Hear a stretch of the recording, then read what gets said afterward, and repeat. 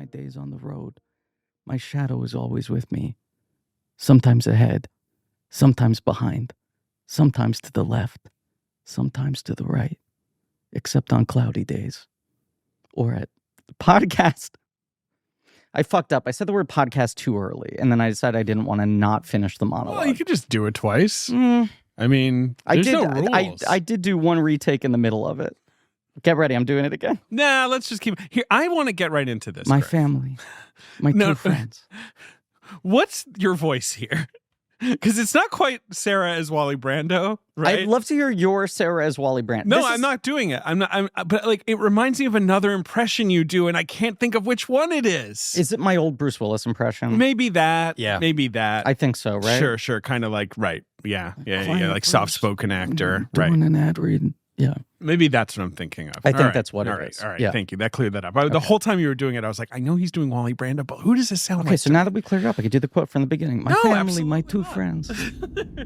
I have crisscrossed this great audio landscape of ours several times.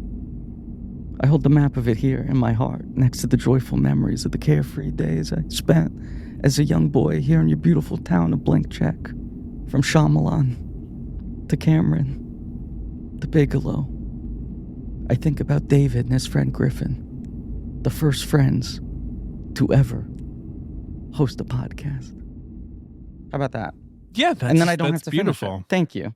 Yeah, the lovely. Caucasians line is so funny in the context of the show. Absolutely. And then once I said it, I was like, the implications are wrong. Yeah. We all know the first Caucasian ever host a podcast was Conan O'Brien. It's just a fact. He invented it. He invented it. He did. He invented needing a friend. He did. And then we showed up and said, what if we're already friends? What if we've been doing podcasts for years and we're already friends? That was our big innovation, is we said, what if we've actually been doing it for longer and we've been friends the whole time? I worry about Conan sometimes. Why? What's up with him? This many years, he still hasn't found a single friend. What a loser. This project is a failure. How old do I think Conan is? Yes. 58. 61. Wow. You're about right. Okay, You're close. about right. Sometimes I just think he's even older than that just because he's such a lifelong presence for me. But he started being famous very young. That's the thing, is that like by the time he gets late night, he has a legendary comedy career, but that's because he started getting hired onto the biggest things right out of college. Right out of college. Right. He's 27 when he gets the show, maybe? Yeah. I mean, he was a young man. Yeah. And everyone was like, who's this young? And no one's ever talked about this, but he kind of like almost got canceled. That's not true. Like, the show was really skating on thin ice for a while. David. And the press were not on his side. David, if that had happened, I would have heard about it from someone, most of all him. I love Conan O'Brien so much. I'm tuning into a show every week. He never talks about this. The man is a totemic figure in my like comedy history. Yes. But I swear to God, sometimes I just want to be on his podcast and be like, Conan, you're doing good. It worked out. I'm sorry about 1993 or whatever. Here's what's crazy to me. And I'll say, I actually am always kind of interested to hear his stories about how bad he felt at that time. Me too. He's being candid. It's not uninteresting. Totally. Like, and it was crazy that he got that job and that he made the show he made. And what blah, is blah, blah. astonishing to me is how often his guests are like, "Wait, really? What? And are they're not doing the bit. They're like, "Because I'm watching. I'm thinking you're a big success." And he was like, "No, it was bad for 8 years." It wasn't 8 years. Like, late night was hot by the time I was a kid. Do you remember the Conan 15th anniversary primetime special? And Mr. T comes out with a big gold chain with a 7 on it and goes like, "Conan, I'm here to give you this as a surprise."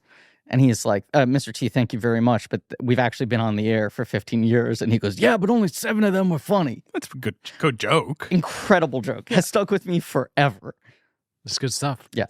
That's sort of a different era when like Mr. T would just get a pop, right? Where it's just like, look, it's Mr. T. This is so funny. I mean, he did that with Shatner, Vigoda, Mr. T. Chuck Mr. Norris. T is a perfect example of a celebrity that should have like a haunted house devoted to him. Great call.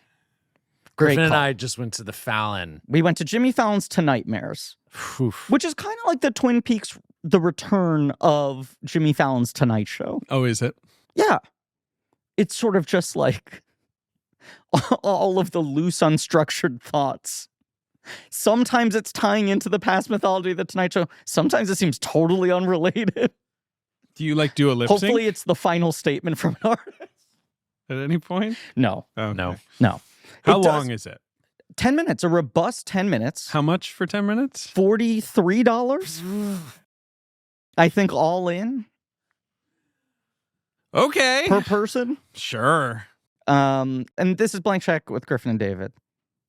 I'm Griffin. I'm David. It's a podcast about filmographies, directors who have massive success early on in their careers and are given a series of blank checks, make whatever crazy passion projects they want, and sometimes those checks clear and sometimes they bounce, baby. I know I say things like this a lot, but this is a miniseries on the films of David Lynch and his TV shows. Sure. It's called, or at least one of them, it's called Twin Pods Firecast with me. Today we are kickstarting a 4-episode run on Twin Peaks: The Return, which is one of the greatest blank checks in history. 100%. Almost by like mistake, it feels like. Yes.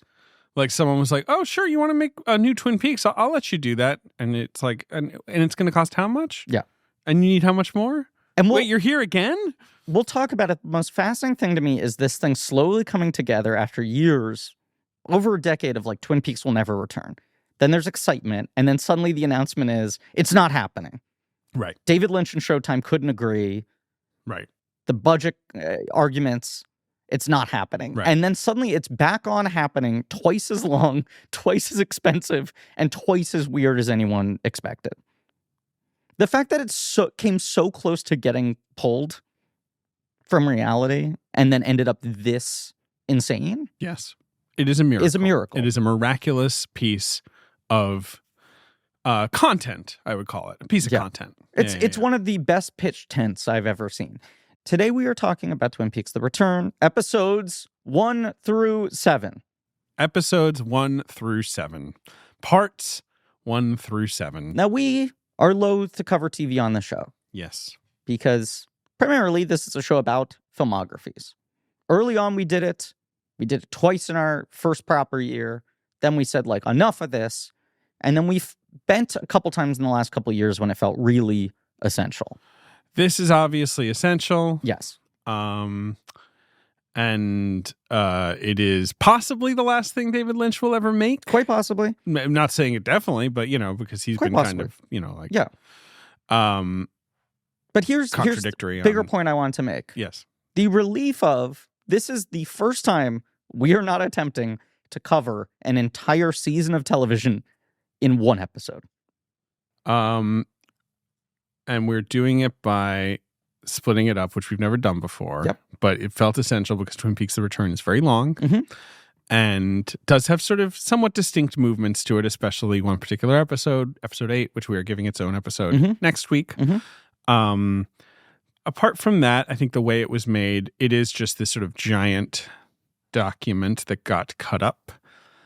It's not like he was sitting down being like, I'm going to write a Sawyer episode. Sure. I'm going to write a Hurley episode. Maybe you should have tried. He could have put Sawyer in this. Yeah. Sawyer just shows up. I don't even need Sawyer to be in it. I just want to have the feel of a Sawyer episode. So like Kim Dickens is there and someone's sad. Tattoos. No, that's Jack. Fuck. The whole thing with Sawyer was always that it was like Yeah, no, the Sawyer the ones were always the sixth Sawyer cons. episode where Right. he's like, methinks I'll run a con. And I'm like, yeah, I know that's what you did, Sawyer. And he brings Kim Dickens and he's like, but this time, trust me. This time I'm good. And Right. then at the end, he's like, fuck, I'm upset about this again. Yeah. I'm not a good con I'm man. morally conflicted.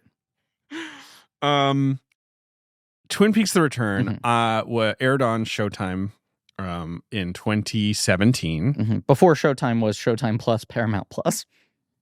A great name for a channel. Yes. I watched it live. I watched every episode as it aired. Now, you guys had never seen it. No, watch it for the Ben first time. and Griffin are watching it for the first time. I have only watched up to 7. 8 being such a huge thing in its own episode, I was like, I dare not watch one ahead yet.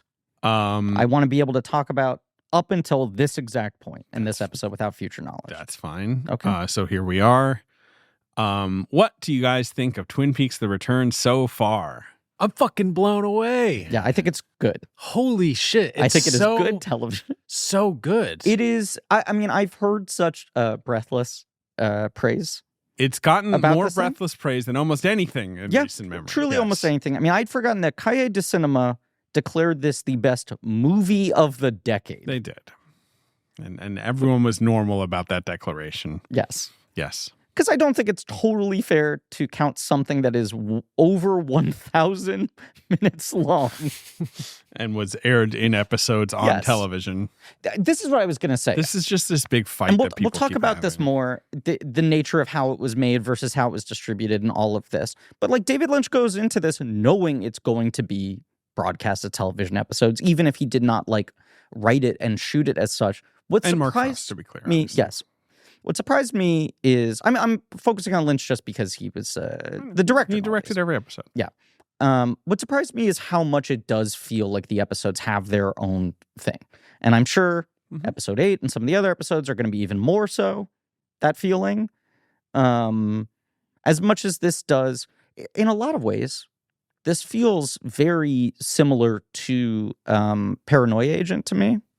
Sure. In an interesting way where it's like, here's kind of this drafts folder where there's like a big unifying idea. There's sort of a collective mythology. There's a narrative running across it. But then you'll also just get these fragments of pieces and stories that may or may not feed into other things and like stylistic experiments and like playfulness with tone. But Paranoia Agent has like, you know, it's sort of a focus on a single character every time. It's a little more this doesn't anthology. as much. Right. Yeah. But I mean, part of what's fun for me watching this for the first time, and I don't know if you have this feeling as well, Ben, you'll just like the first time in the first episode, it cuts to drone shot of New York City titled New York City. You're like, what the fuck? I didn't know Twin Peaks could leave Twin Peaks. That's a good point. Right? Yes. It's a pretty drastic thing right away to be doing that. It's immediately like it took me a moment to figure out why I felt so jumbled by that. Guys, I gotta pee. I'm sorry. I'm realizing this immediately. I can't hold it. This episode's going great. That's fine. Should I take the Wally Brando monologue a third time? No, we'll just pause. Okay.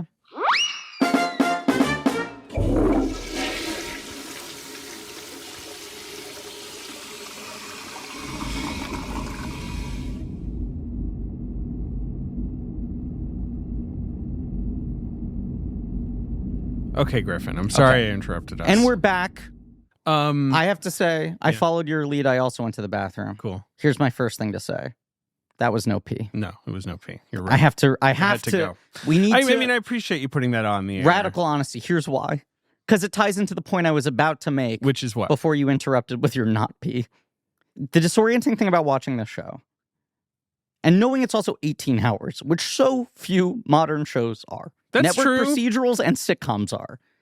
Most shows outside of that do not go more than 12 episodes. And they're not, you know, especially shows where the episodes are an hour long Yes. and all that. Yeah, and especially anything that's prestige-y or cable-y or whatever it is, you know? I guess Walking Dead still was doing long seasons for all, but whatever. But even Walking Dead has ads. Now and does stuff. miniseries, yes. You watch this show, or I do, and like something happens, like cut to New York, and I'm like, what the fuck? And now we're introduced to 3 characters I've never seen before. And I'm like, are they important? Anytime it cuts to a character from classic Twin Peaks, I'm almost surprised that they're in it. And I'm like, how much are they going to show up? Right. Suddenly a big movie star enters. And you're like, so are they major? Or is that the only scene they're in? You have these like notions, these like plot lines that like cut out abruptly, that are inserted episodes, don't come back in that episode. And you're like, I don't know if that was just a complete one-off self-contained idea. Sometimes. Or if that will return in 3 episodes. Sometimes. I'm guessing it's a balance of both, which is... It's a bit of a balance of both, but and also imagine the experience of fans of Twin Peaks. I keep trying to put myself in this headspace. Their show is back. Yes. And getting this, which I think most Twin Peaks fans have heartily embraced, but it took them a minute. Yeah.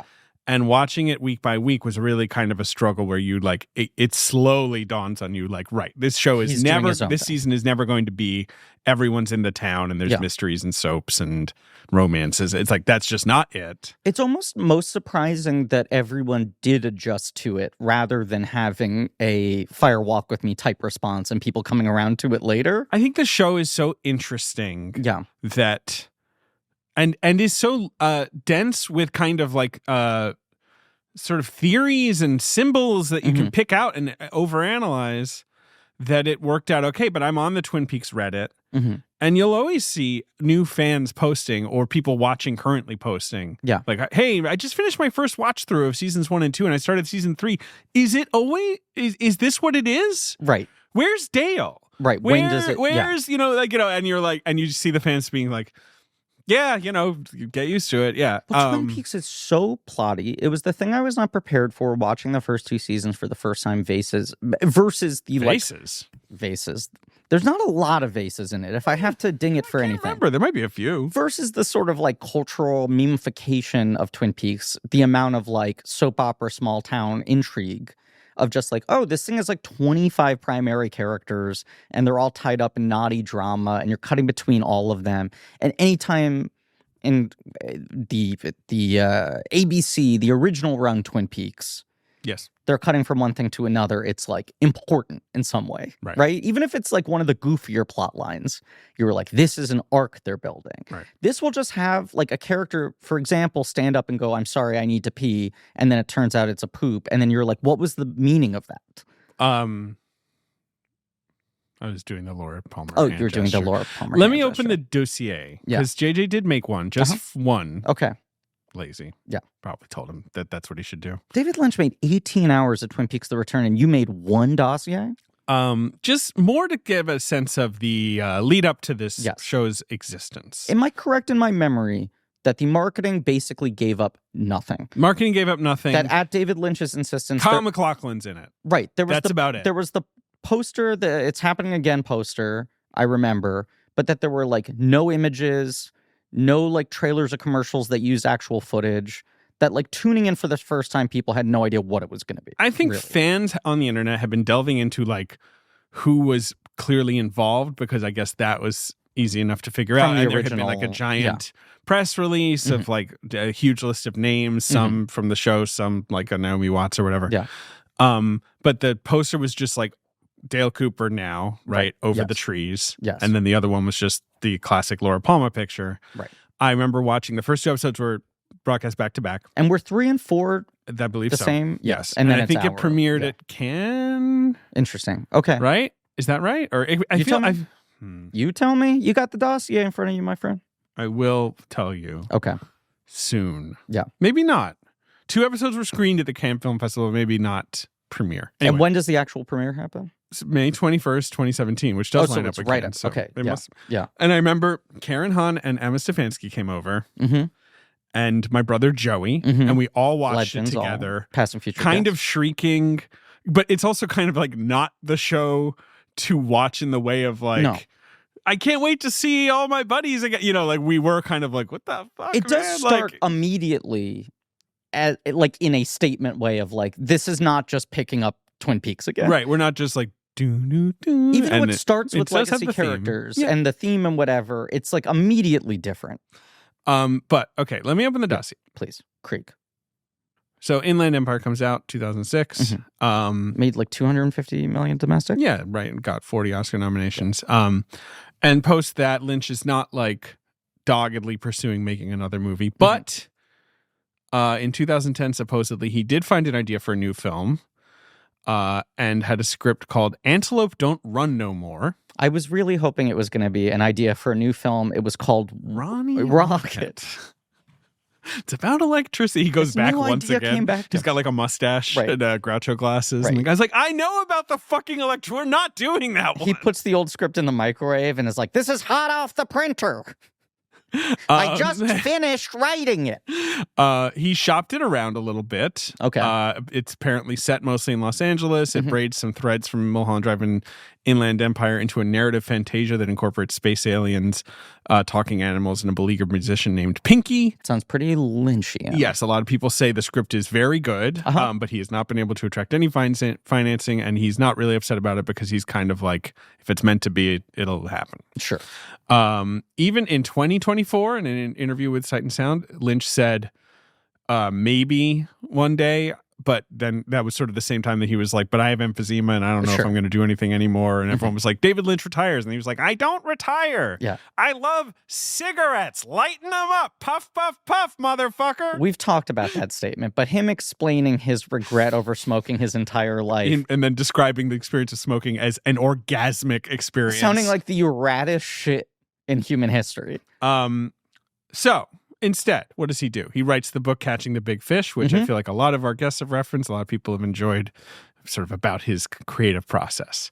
He starts to do a lot of that kind of stuff. I mean, he did like a masterclass. He does a lot of like... He did some art exhibitions. He lets that David Lynch, The Art Life documentary is filmed around that time. Crazy Clown Time. Right. But I feel like he's sort of opening up the process of like, here are all my philosophies on creativity. It did feel like he was starting to like pivot into old master, let me share like the text. He appears on the Cleveland Show, for example. Right, the kind of things...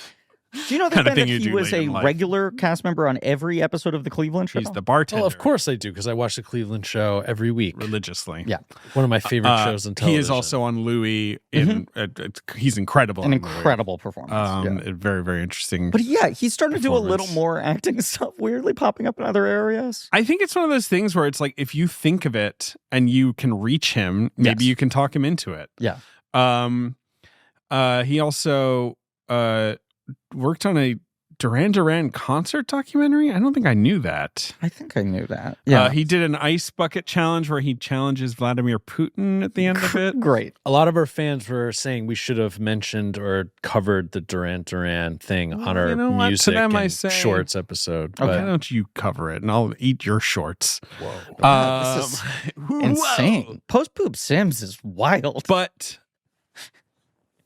Kyle MacLachlan, many years after Twin Peaks, would check in with Lynch, kind of be like, what do you think? Anything, you know? At one point, there's talk of making a comic book. Back when it was hot to do like a sequel comic books, Buffy did that. Yes, the season 8. Yeah. Yeah.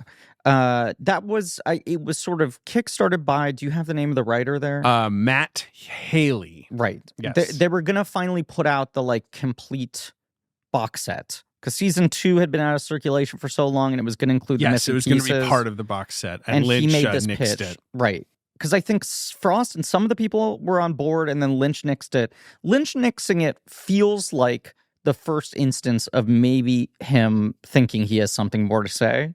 Because if you look at the quotes up until that point, and from He's after... Like, it's done. I'm not doing it. Dead as a doornail. Right. We'll never come back. And like the second someone else... And the pitch on the comic book was, I want to get all the notes on what you think season 3 would have been and try to recreate it. I'm not looking to make my own thing. Haley, I mean, he talks about some of his ideas, but I honestly don't even want to get into them because they're not that important, because David Lynch was just like, no. Rude. Well, not rude, really. Rude on your point. And then apparently around 2012, right after Christmas, David had lunch with Mark Frost at Musso and Frank's. Okay. An LA institution. Bob's Big Boy probably closed for the night or something. Yeah. And well, he'd already eaten there 5 times that day. They start chatting peaks. And they keep it under their hats, but Mark starts coming for lunch to Lynch's painting studio, and they would sort of write together. And Frost, basically was like, Laura's saying, I'll see you again in 25 years. That's where we start, up on right? Exactly. Yeah. If we're going to do it, now's the time to do it. Right. And we have this dilemma of, good Cooper trapped, bad Cooper out in the world that we never had resolved. And why don't we pick up that thread? And I mean, Lynch's big thing is like, I have to be involved in writing and directing every single one. I don't want to have it be like it was when it was broadcast TV. And so they start to co-write the screenplay over Skype. Wild. Yeah. Which Skype is part of the show.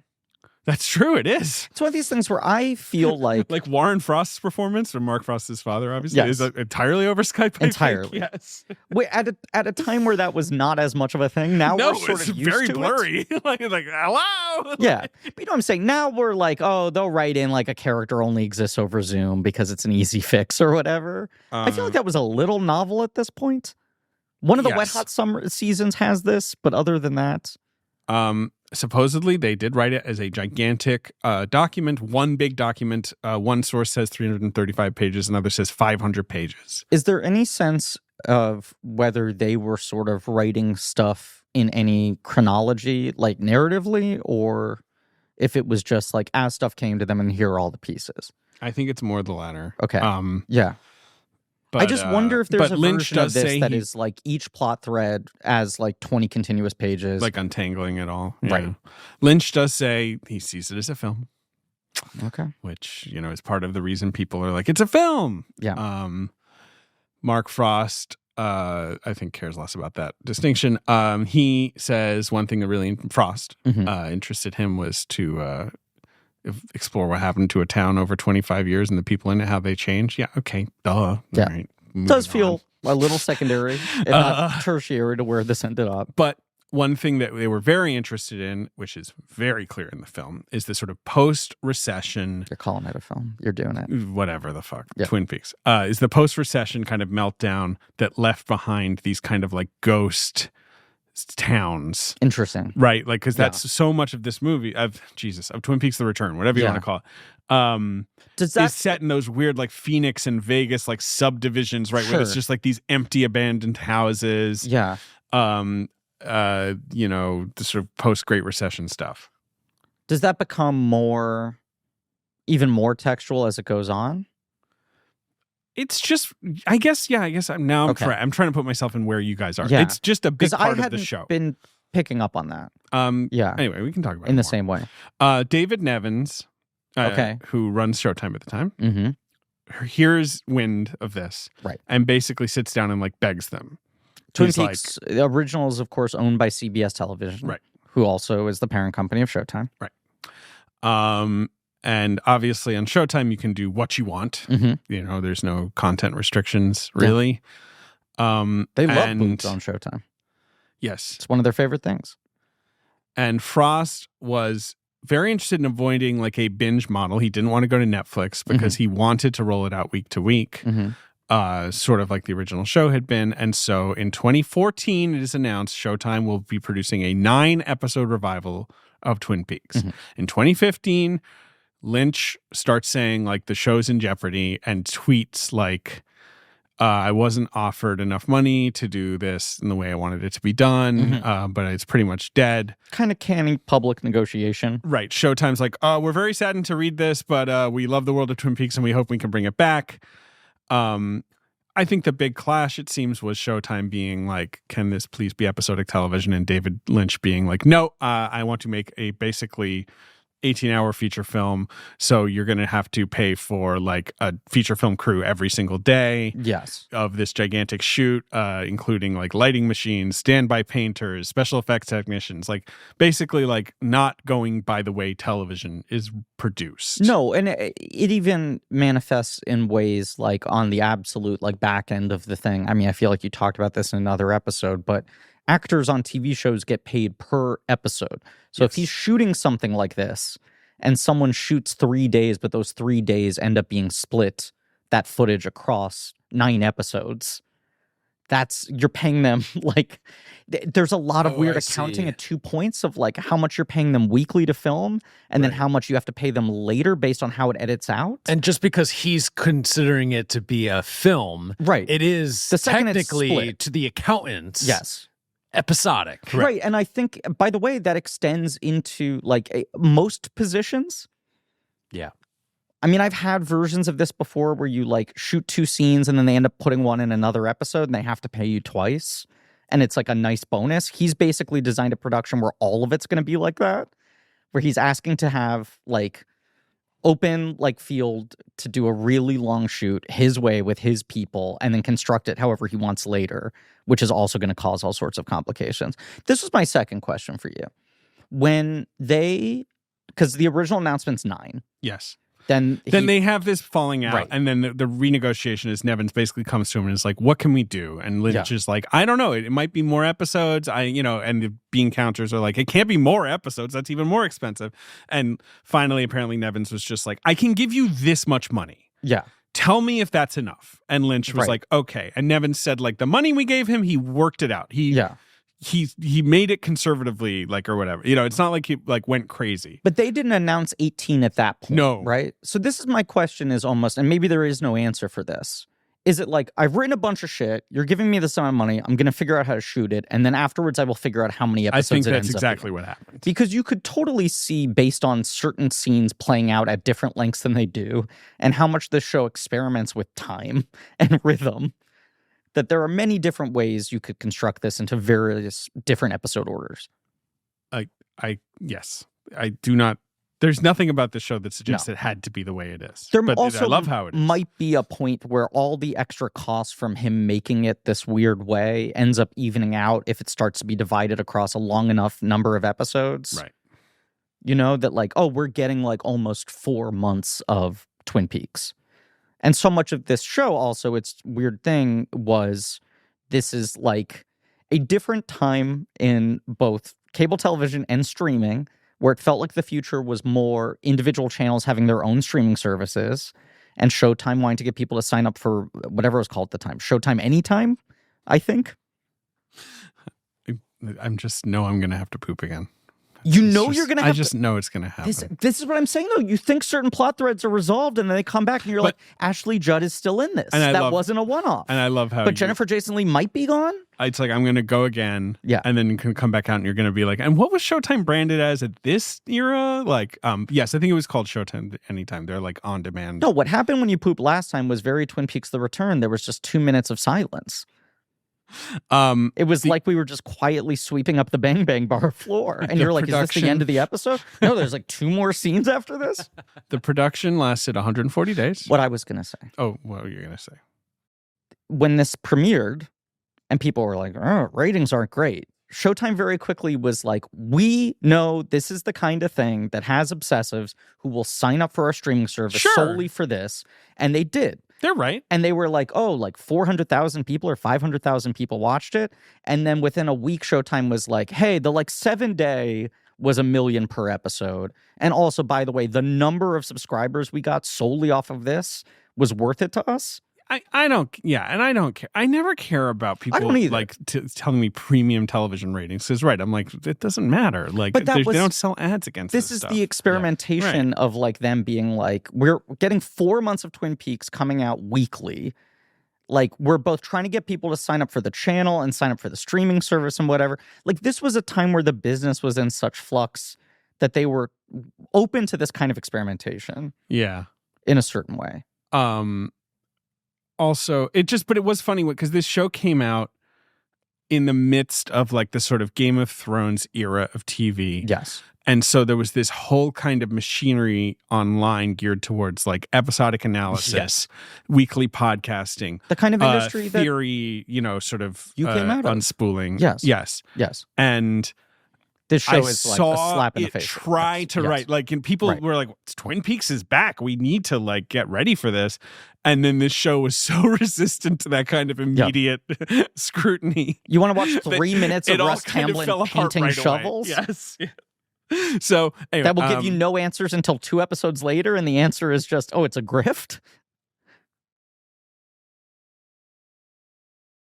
140 days of shooting. Lynch obviously did it all himself. He said it was exciting, but extremely difficult. So that's about a 6-month shoot? Like 5, I don't know. That's a lot. With weekends. It was exhausting. It was exhausting and grueling, I think, and there's lots of day shoots and night shoots. He only had 1 day off a week, yada, yada, yada. But at the same time, he loved doing it, I think, and it's kind of his opus in a way. And it does feel like, let me like empty the tanks completely of everything I have in me right now. Right? It doesn't feel like this is made with the intentionality of here is my final work. No, but he's, Peter Deming, the DP. Yes, a legend. Just DP, a legend himself. A guy we've covered with a very diverse filmography on this show who shot like the Evil Dead movies, the Austin Powers movies, and Twin Peaks. And we've never done Scream, which is... And Mulholland Drive, but like wildly different looking films, is like quietly a legend. He is. He's a fucking incredible DP. He says they shot it like a feature film, like you would go to a location and shoot all the action that took place at that location over the course of 18 episodes, right? Sure. It's like, that's not how you make TV, obviously.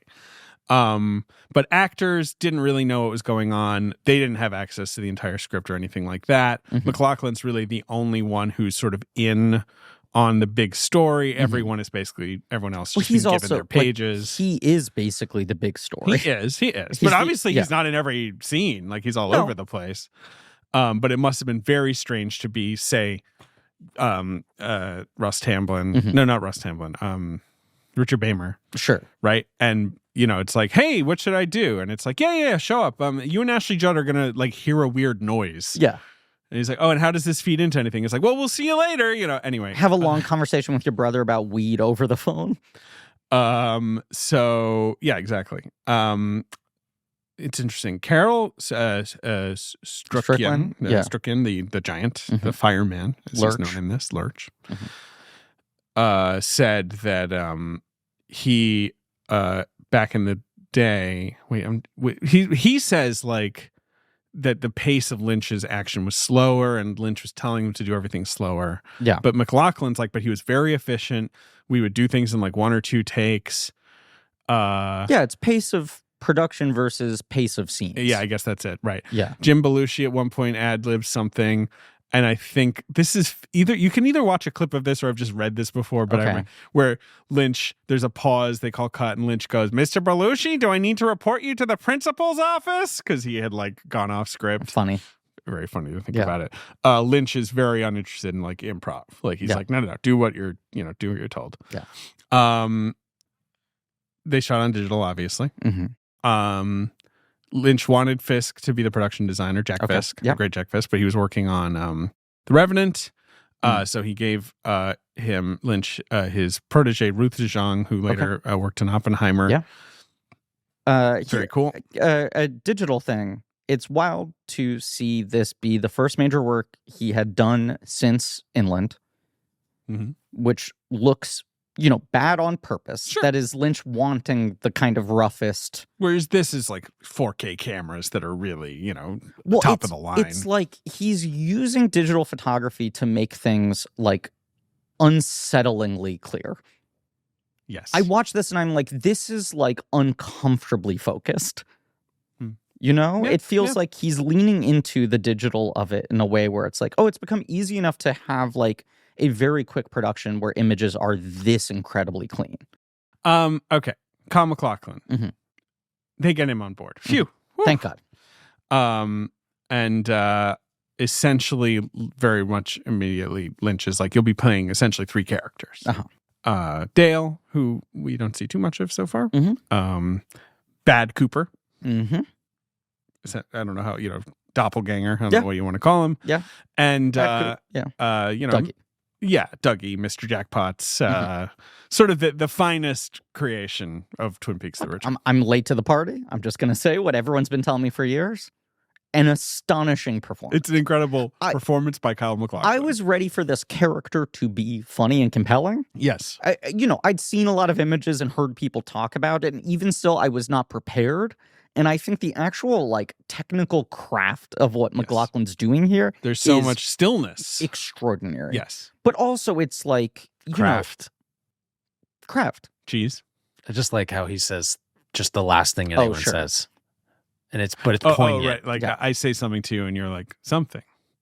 But that's my point. It's like he's right. Yeah, he's basically playing head empty, no thoughts, right? Yeah. Yes. And part of the big joke so far, at least from what I've seen, is that it's like if you look like him and you have the right haircut and the right suit, people will inevitably start to project meaning onto it. This is the brilliant gag of Twin Peaks. There's a Chauncey Gardner-esque thing. Yes. He said being there is something he looked at. He looked at Jeff Bridges and Starman. Yes. Like all of these performances guys who are we love. Head empty. Right. Right. Yes. This is the most empty I have seen of anyone trying to play this sort of thing. Right. And you keep watching these scenes where he like doesn't know how to walk and is holding cups weirdly and whatever. Right. And every one of these scenes, I'm like, how is this scene not going to end with people having him institutionalized? How will he make it to the end of the scene without someone having a complete mental breakdown and snapping at him? And he just slowly brings everyone around to him, despite genuinely seeming hollow. And sometimes causing real trouble. Truly. Yeah. We'll talk about it. Anyway, Kyle MacLachlan involved, obviously. Some guys who are in the show, I think, were just like, yeah, of course I'll come back. People like Everett McGill, Big Ed, he had basically retired from acting, but haven't gotten to him yet. That's a spoiler. Yes, he's in the show. I mean, damn it. Lynch just had to call him. Probably the biggest missing name is Michael Onkeen as Harry Truman. Was fully retired, had not acted in a while. Correct. And then did say he was going to come out and do the show. There was, I think, some suggestion of that, but it's never been clear what happened. Robert Forster, who was the original pick to play Sheriff Truman way back in the day, comes in. I mean, just a performance that I adore. Him in Twin Peaks. He's just so fucking funny and good. This is perhaps a dumb thing to say. Maybe not dumb. But I was just taken watching this by, I think, part of its time dilation of the pandemic, right? That I feel like this show came out only 3 years ago and have felt that way for the last 5 years, even though it's now 8 years since it aired, right? Yeah. And so this is just 8 years, shit happens, whatever. And the nature of using a lot of older actors. It is astonishing how many people this is like their last project or one of their last projects. Miguel Ferrer. Right. Harry Dean Stanton died. Both like the people who are legacy from original Twin Peaks and some of the new actors in this. This feels like this weird curtain call for so many people. And a lot of them had died in between it being shot and it airing. Yeah. Like you have end credits in honor of dedicated for Coulson, for Ferrer. Right. Yeah. Right. Then you have plenty of new faces. Matthew Lillard, you guys have already met. Yeah. Michael Cera is in these first 7 episodes. You might have referenced him before. Jennifer Jason Leigh, Ashley Judd, Amanda Seyfried, Caleb Laundrybag. There's a lot of people who make sense. Jimbo Belushi. Belushi. Robert Knepper is going to show up. I'm not sure if you've seen him yet. Tom Sizemore. Have you seen him? I've seen Sizemore, Gelman, Dulcimacchian. Gelman. Yeah. Anyway, let's get into Twin Peaks. I am just But the list is pretty crazy for how many of these I feel like I knew were on it. While watching it, you cannot keep all those names in your head. Yeah. So someone will pop up and you'll be like, oh, holy shit. And then you're like, oh, Naomi Watts is one of the main characters. She's kind of one of the main characters. And then others, are just kind of popping in. Very brief, yes. Including some, legacy characters. Yeah. So we're starting off with Twin Peaks, Cooper in the Red Room. I'll see you in 25 years. 25 years later, the giant comes and is basically like, off you go. Gives him some cryptic clues. Here we go. Richard and Linda. These are things that fans obsess over. The number 430.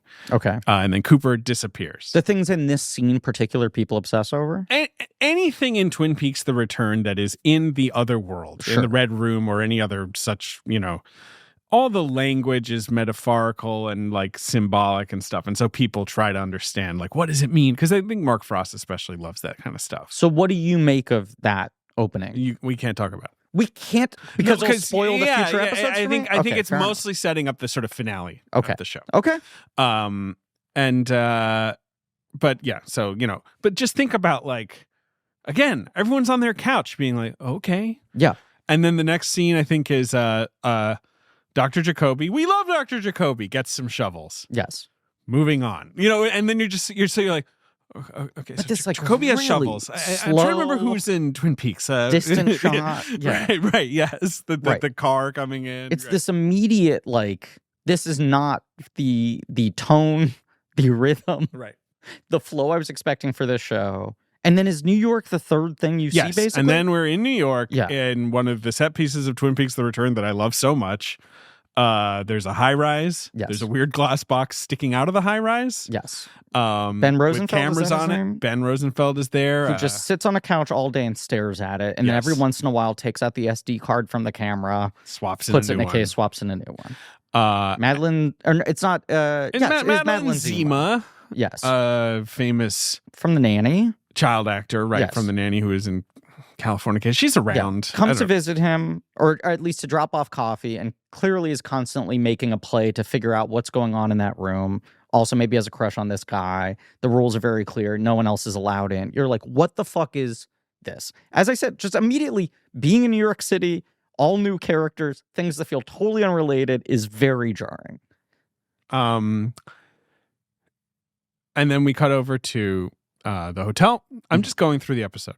But also, this is pretty easy. Right. The multiple scenes you've talked about maybe take up 30 minutes. They're long. They're languorous. Long, slow cinema, basically. Yes. So what do we have? We have Ben Horne kind of just rotting away at the Great Northern, right? Mm-hmm. You know, having like this sort of aimless conversation with Ashley Judd, who's playing his sort of, you know, assistant, left-hand secretary, woman. whatever. Yes.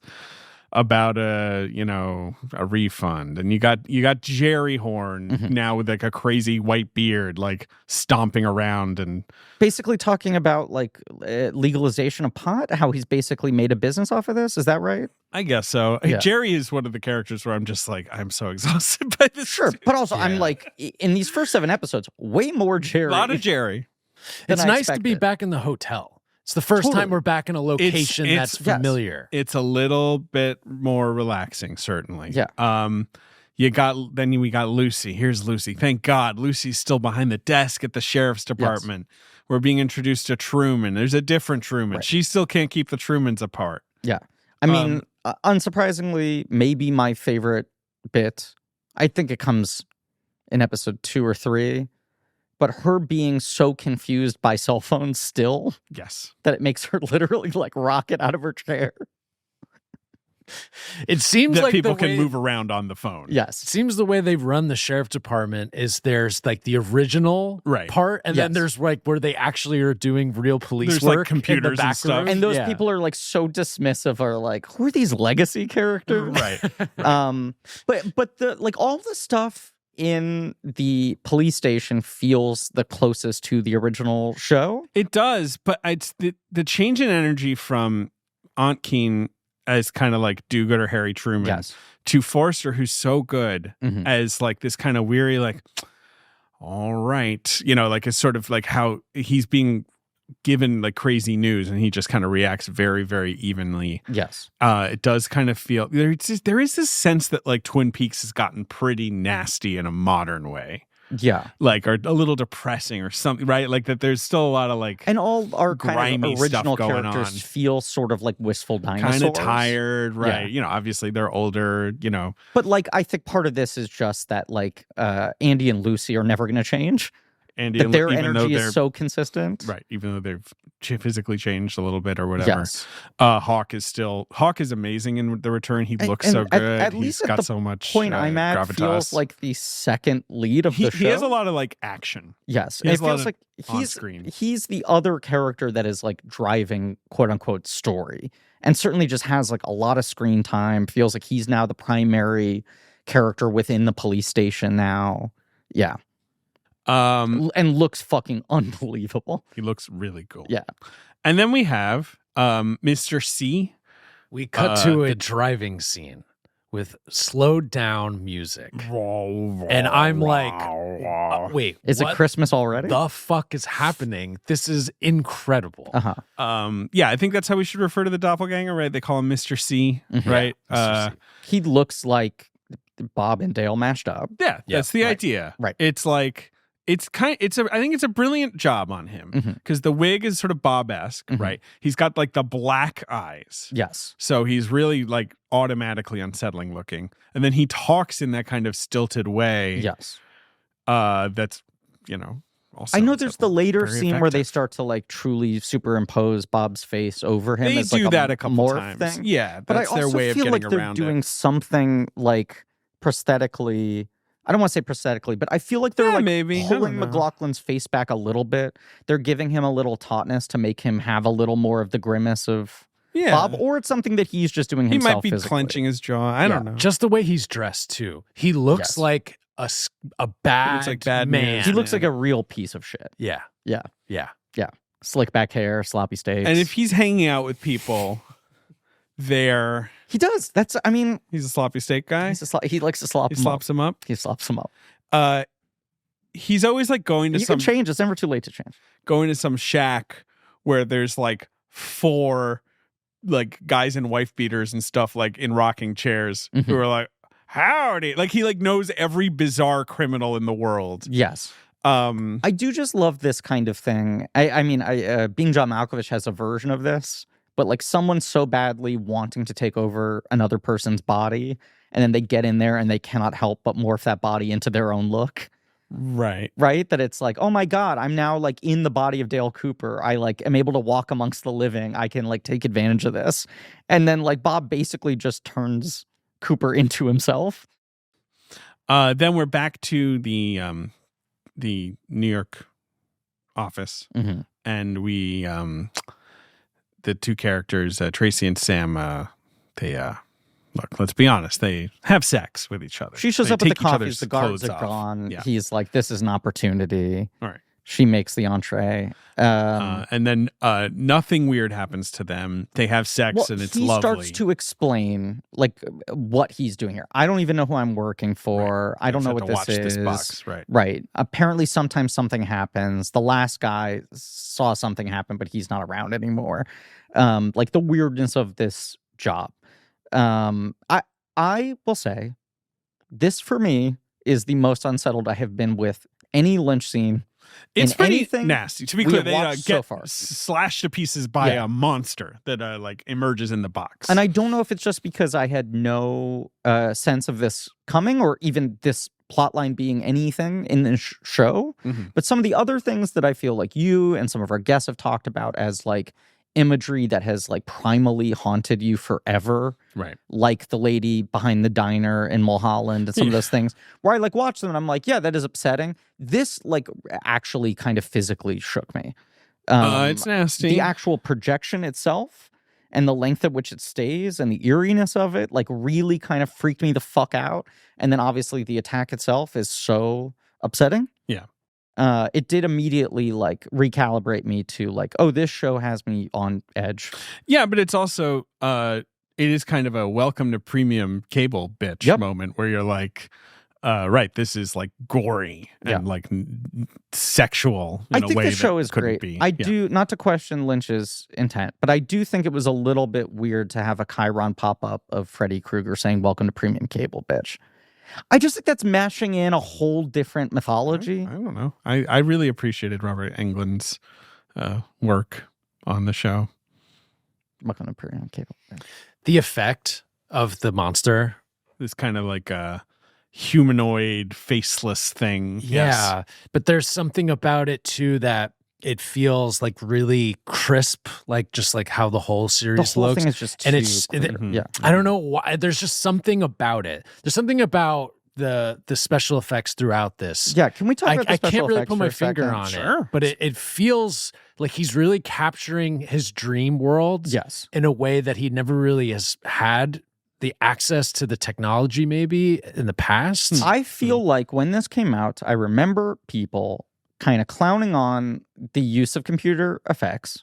Sure, because of course it's his own particular style. And a lot of it was in the framework of like, so baller that David Lynch will just like reuse like basic 101 assets and doesn't even give a shit, right? With this massive budget, he doesn't care about the effects looking realistic. And then other people were like almost framing it as a Michael Mann watermark. Is he that checked out? Is he this lazy to this sort of stuff? I just like find we have this conversation. I feel like it's come up several times now in our group text with the Doughboys. Okay. Where we'll just kick this question of like, is there any instance of scary CGI? Is there any horror movie where it's usually the CGI is scary? When these modern horror movies have to deploy their CGI monster, yes, it's usually a little underwhelming. Or even CGI augmentation of a monster. Yeah. There is, I think, evocative imagery that has been created, but like, has anything ever like truly scared us in that way? And I'm like, all the CGI in this actually scares me. I agree. And completely. There's something weird about it. Feels like by not trying to go for like the modern version of like really render it in that physical space and light it like this and whatever, it's like he's doing a digital version of like old optically printed effects where part of what's interesting is that it's like surreal truly a layer on top of the image. Yeah. And it's surreal and you're trying to position it whatever. But like it also just feels like the imagery is so much more uncanny because you're like, it's just weirder for there to just be this like green Ghost Rider thing moving across the screen, or this like blur you can't make sense of, right? Or just these images like morphing at this odd pace, or any of that. Like anytime, even when it's just like red block on Patrick Fischler's screen, I'm like, that's fucking creepy. That scares me more than like Pennywise having 8,000 teeth. You know? even if those teeth look perfect. I'm like, if that happened in real life, I'd be freaked out. Because it's that kind of weird, inexplicable thing of like, what?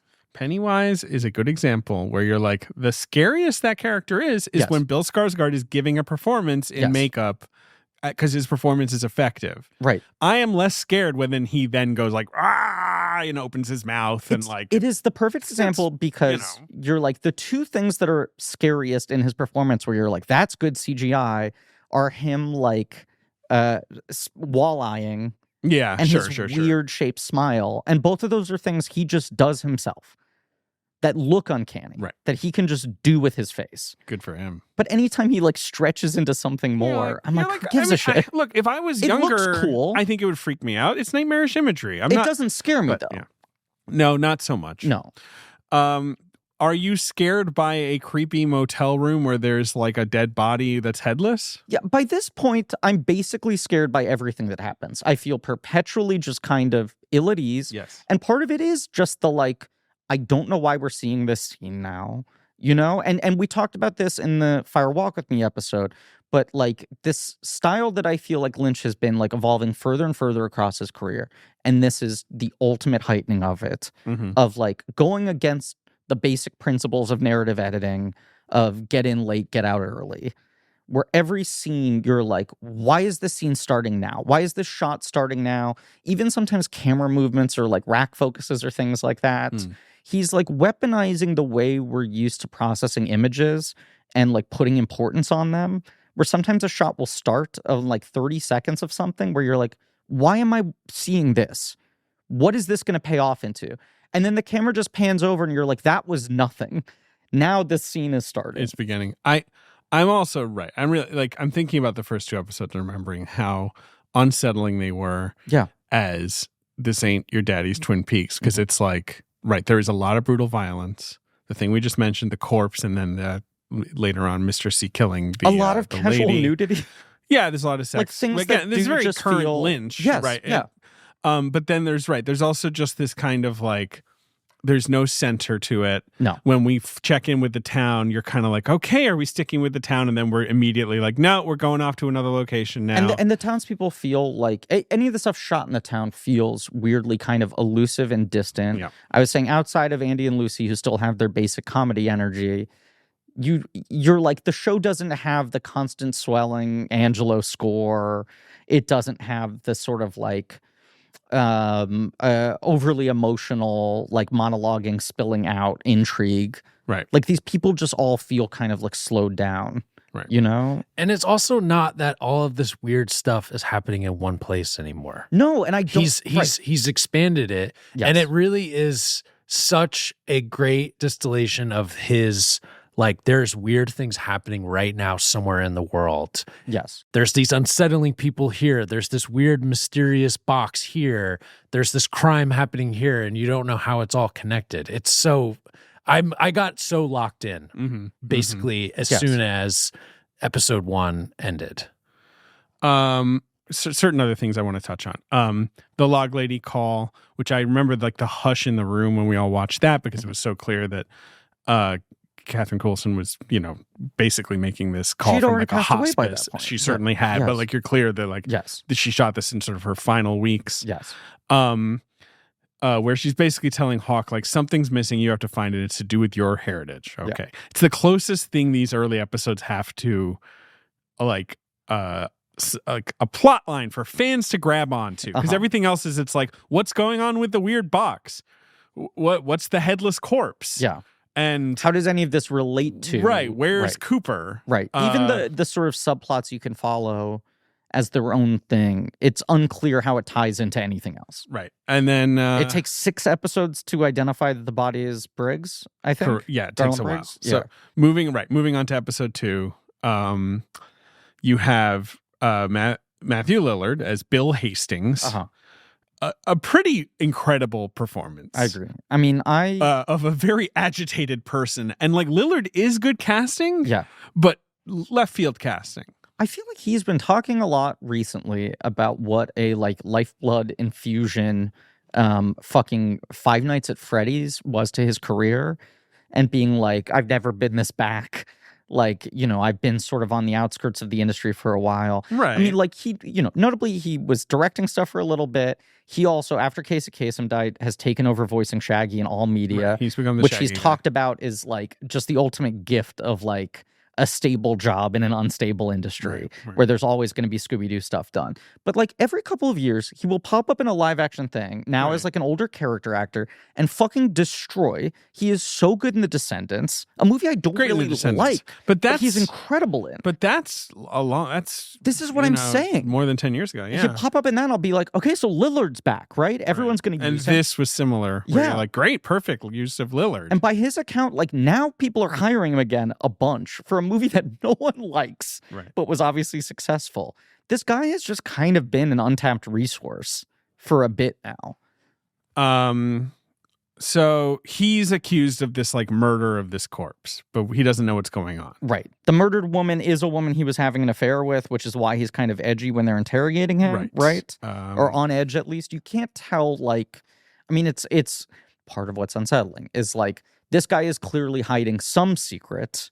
Is he lying about being a murderer, or does he not understand what he's being accused of? Right. And the like watching him process all of that and like break down in real time. And the reveal of the body is so upsetting, where it's like, this sort of, it almost feels like the straight story scene of like so much wind up to getting through the door, with the next door neighbor and the complaints and the keys and whatever. Like, what's it going to be? What's it going to be? And then you see this like rotting head of a woman in a bed. Oh, she's been there for a while. It's upsetting already. Eye missing. Right. And then you pull down the covers and you're like, why is this head disembodied lying on top of a clearly different body? Right. That is also like sliced open. Cool. I wouldn't say cool. I think it's good. I think that's what hotels should have. No, I've been very, watching. very weird. I don't know when you've been watching this show, Ben, but I've often been watching it at night right before I go to bed.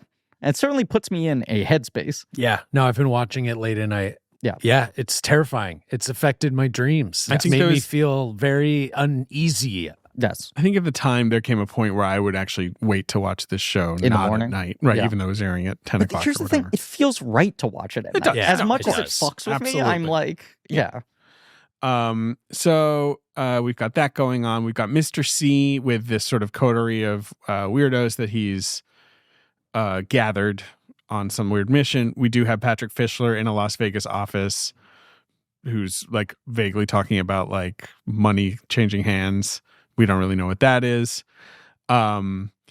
We see the Red Room again. Mm-hmm. Mike is there. Older Laura is there. Mm-hmm. Is this the introduction of the evolution of the arm? Correct. It's where Laura opens her face up, and there's kind of light inside of it. Yes. Another very creepy effect that is done at a level that could be done by like a 12-year-old on their computer, But you're like, it's more upsetting for that reason. We are indeed introduced to the arm, Michael J. Anderson's character, the man from another place, who is now a tree with like a brain blob on top of it that sort of goes like that. It reminds me of his first piece of art. Yes, Six it looks like guys the installation pieces. Getting Yes. sick or whatever. Michael J. Anderson was posting on Facebook at this time. Like he was really had gone, it seemed, a little loony. Yeah. And he said that Lynch... As many people his age were on Facebook at this time. Right. He said that Lynch screwed him over or whatever, Right. who, money-wise or whatever. I don't know. And apparently demanded more money than anyone else right. on the show. And Lynch...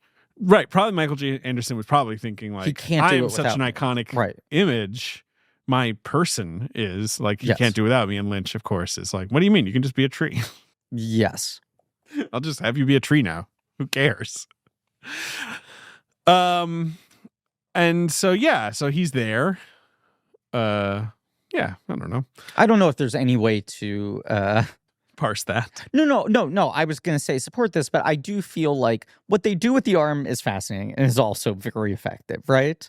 I have to imagine a lot of the dialogue that would have gone to Michael J. Anderson had he agreed to do this is what they end up doing with Mike now. Mike is there. Where they're sort of explaining stuff. If you have the evolution of the arm in this form saying all the dialogue, it will be too much. Right. You maybe need someone who's a little more grounded.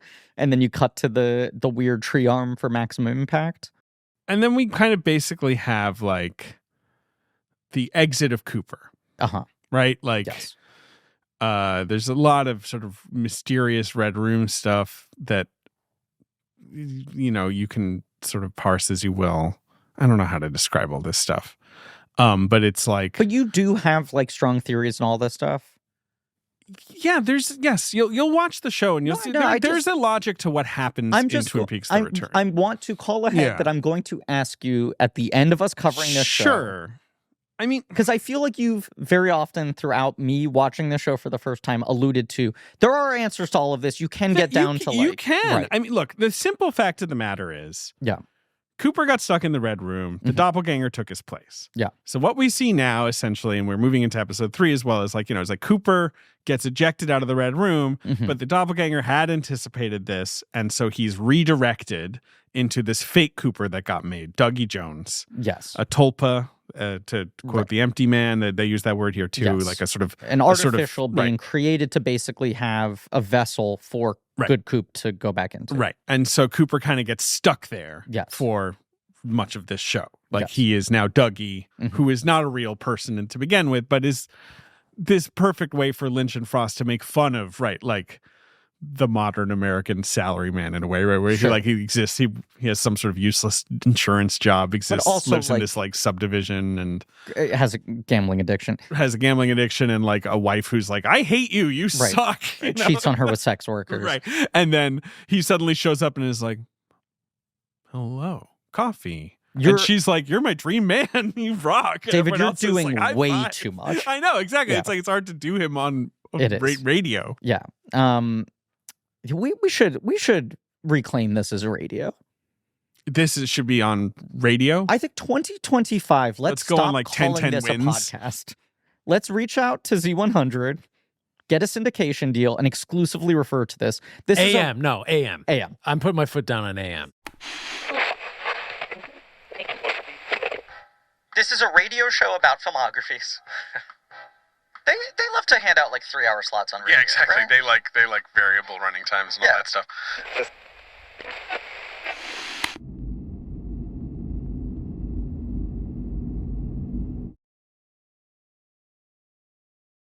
No, what I was going to say is, I know, as you're saying, there are sort of like in-universe explanations of this. Yeah.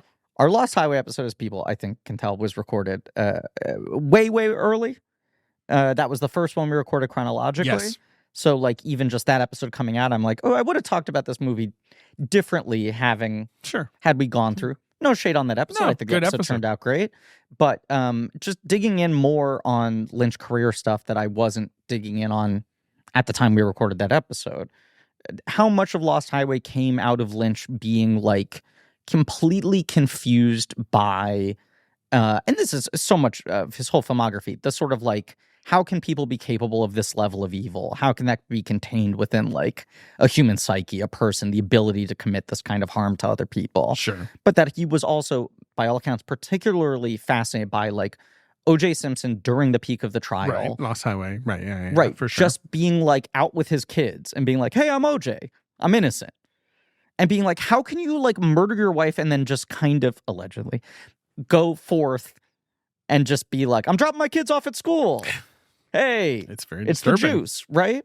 And I do think in the way I talked about maybe in the Twin Peaks season 2 episode, the sort of manhuntery thing of like, if you live in this world, if you're investigating crimes, at what point does it start to break you? Have you just like let too much evil into your psyche, even if you are quote unquote the one doing good? Right. Beyond the like inner narrative mythology, I do think there's something he's getting at here with the like splitting of the Coop psyche of like what happens to you if you're just like looking at dead bodies all the fucking time, right? Like, do you start to split into like, do you curdle? Do you go dead inside? Like, do you just compartmentalize? There is an allegorical level to this. I see what you're saying. I think there is also just this thing of like, to Lynch and Frost, like, the world's only gotten worse. Yeah. It feels like, kind of Boy Scouts like Cooper, who had their flaws, have been replaced by these kind of like amoral figures for the last 25 years. Like, that's, like you watch Twin Peaks in 92 and you're like, yeah, this is about a seedy town. There's like coke and there's sex work. And now it just feels like it's not just fucking drugs and, prostitution or whatever. Now it's just like, empty houses being sold to nobody by like faceless gangsters. And but like, also, yes, the sort of feeling of like, here's this town that looks quaint, but underneath it has like all this weird darkness and drama. Right. And here's a guy who like looks like a fucking Dick Tracy drawing. Right. Showing up. Right. And acts coffee, like Beaver pie. Cleaver. Right. Like, and like that's all so many people clearly just wanted this show to be like him drinking the coffee, which happens, and it is important to him, but not in the way they want it. But I think the some fans deconstruction probably of this kind of like one pure, simple lawman who is unwavering and unaffected by the darkness, and can always cut through it with like humanity and grace. I like everything you're saying. All of his performances are incredible. Kyle MacLachlan rules. He rules. This is his master work. I was going to say, he's like dividing this character into two extremes with like the middle gone. Like, I'm a fan of his work in general, in particular his work with David Lynch. It is wild that there's such a long gap, and a lot of it is, of course, like the bad fallout of Twin Peaks. This is the kind of thing I had no idea he was aware of doing. Well, that's because he's now become this guy you call in for a specific kind of thing, right? Like the way he's there are a used couple in of Fallout. variations on Yes. it. There is him as like smarmy politician sort of guy. There's him as like sort of like goofy dad. There's him as like cartoon villain. But all of them do feel like a certain broad, weird bent on his square jawed, like all American thing. Exactly. How can we fuck with that a little bit? We should call out that, of course, Kyle MacLachlan has reinvented himself in 2024 as Mr. Blockbuster, the king of the box office. Because he's in Inside Out 2. As Riley's dad. He's the star of the biggest film. So Cooper is we see this kind of series of dreamy things, right? You've got the weird kind of purple sea, which we see a few times, like this kind of odd void place. He goes to this weird room, this kind of like this dimly lit mansion room. There's this eyeless woman who's stuck by a fireplace. She'll come back. At one point, you see Garland Briggs. Don Davis has died, the actor who plays Garland Briggs at this point. And again, David Lynch is like, no problem. We'll just have his fucking face float by and go, Blue Rose. Like, there you go. So Garland Briggs still in the show, which will be important. And then we see him basically sort of try to enter the world again. We see Mr. C like barf corn everywhere, right? Like while driving the car. Well, he's trying his hardest to hold it in. Exactly. As like he's getting like engulfed in this sort of fade out of the red sucked curtains. Back, right? And he survives that, and so we see Cooper essentially get redirected over to the box, right? That's how, like that's how it ends up being.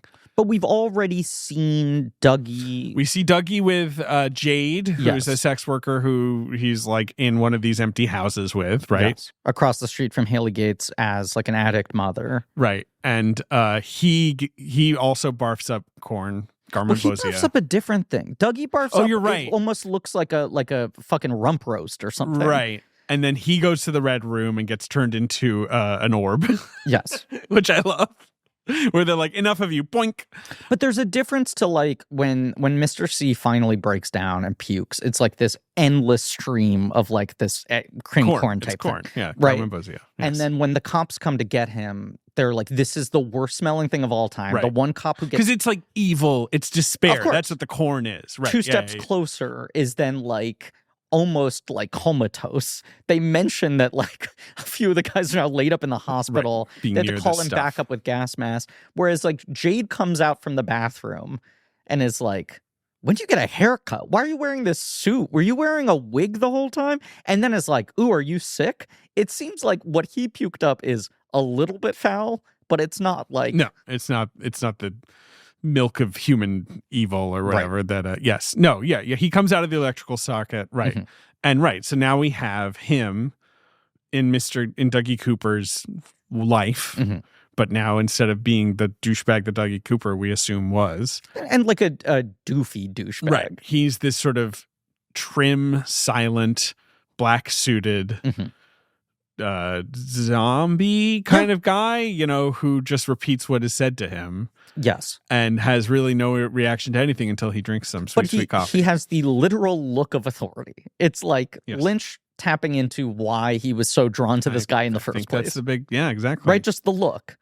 And there's something about, like, Tom McLaughlin is so fascinating physically. And the other times we've talked about him were decades earlier when he was much younger, right? And there was something about him, like, looking like a Ken doll, looking like a Chester Gould drawing, where it's like, well, he is literally like an illustration of what we think of as a manly man, but yet also is, like, so pretty and delicate. He is very pretty, even today. And it is odd to see him at an advanced age where you're just like, he looks like an aged boy in a way. Do you know what I'm saying? Like, he doesn't look rugged now.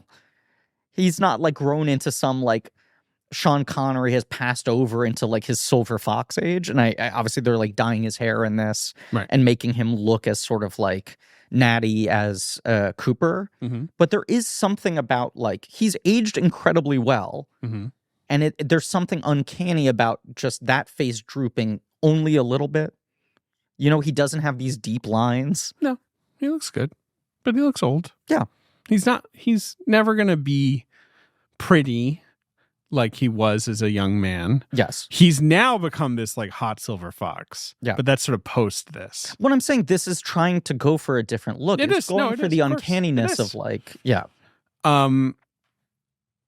this is then when we do have some interludes such as Dr. Jacobi spray painting his shovels. Yeah. We have the crazy drug addicted woman screaming 119 randomly in a room, you know, where you're kind of like, what? Doesn't that happen in response to, does that start before the car explodes? Isn't it right after? That's what I'm saying. Yeah. Okay. It's where they sleep together, Right. Dougie and the sex worker. Right. He lives across the street, and it's where Dougie's car is left parked. Yes. So then, right. And then he doesn't take his car because she drives him home because she can tell that he's. No, Jade takes him to the casino. Oh, yes. And then, of course, call for help, gives him the $5, call for help. Yes. And he he becomes Mr. Jackpot. He starts It's one of the funniest fucking things that's ever been on TV. He starts seeing glimpses of basically the Red Room above machines. Right, will pop off next. Right. And then he gets all the money and he starts going, hello! So not to get too ahead of shit that I imagine is even going to come more to the forefront across this, but it really feels like at least in these first 7 episodes and like the Hawk being front and center, the casino, the stuff that's already happening at the end of season 2, that like a lot of the big sort of point of Twin Peaks as a grand media experiment is the like, we are a country built upon an Indian burial. Yeah, I think I think that is a thing running through Twin Peaks. It's never like loudly screamed or anything. Although you do have things like the log lady being like, it's to do with your heritage. Right. And that's all of Hawk's stuff is him trying to like Andy being like, is it about coins? Like, what's the connection here? Right. But also that you have like the end of season 2, the last handful of episodes where they're starting to like lay things out more directly is coming back to Hawk being able to filter through like, in my culture, there's this notion of, you know, that suddenly these things in the show that have seemed really abstract are being reframed as like spiritual beliefs within like Native American traditions. Right. And then I just feel like it's not coincidental that he is going to a casino, a thing that is largely owned by like Native American groups at this point in time in the country, especially if you're outside of like Nevada, right? And that he's being given like directed glimpses from the Red Room to direct him towards the money. It's not like someone screams this out loud. No. But it doesn't even, it doesn't. But I mean, because like fundamentally the elemental stuff in Twin Peaks is that Bob is something you can just think of in any way you want to think of him. Sure. And that's what's happening in Twin Peaks The Return is Bob is running rampant and there's sort of a battle against Bob. it's an abstract battle for a lot of the time, right? Because it's all these threads coming together. But Mr. C is the villain, and he is Bob. Sure. And he is the thing we need to stop. And then Agent Cooper / Dougie is sort of our hero, but he's kind of a zombie. Yeah. Who slowly is absorbing the world around him, and the world is reacting to this like mirror he puts up, right? This kind of just like friendly, reflective thing. Mr. Jackpot's, as we're moving into episode 4, like, the casino is freaking out about him because he's making all this money. And so they take him home, and then here comes Naomi Watts just in full Mulholland Drive mode, just like dialed all the way up. I feel like we've talked a lot about how the last 10 years of Naomi Watts has been a disaster in a way that feels like very unfair to her. She's just gotten pretty lame roles. Why can't she catch a break? Yeah. And this is the only outlier? She's so fucking goodness. Unsurprisingly, like Lynch knows how to use her. That's the thing, right. But she's in this so much, and like watching it now years later, I'm just like, why is everyone else failing her?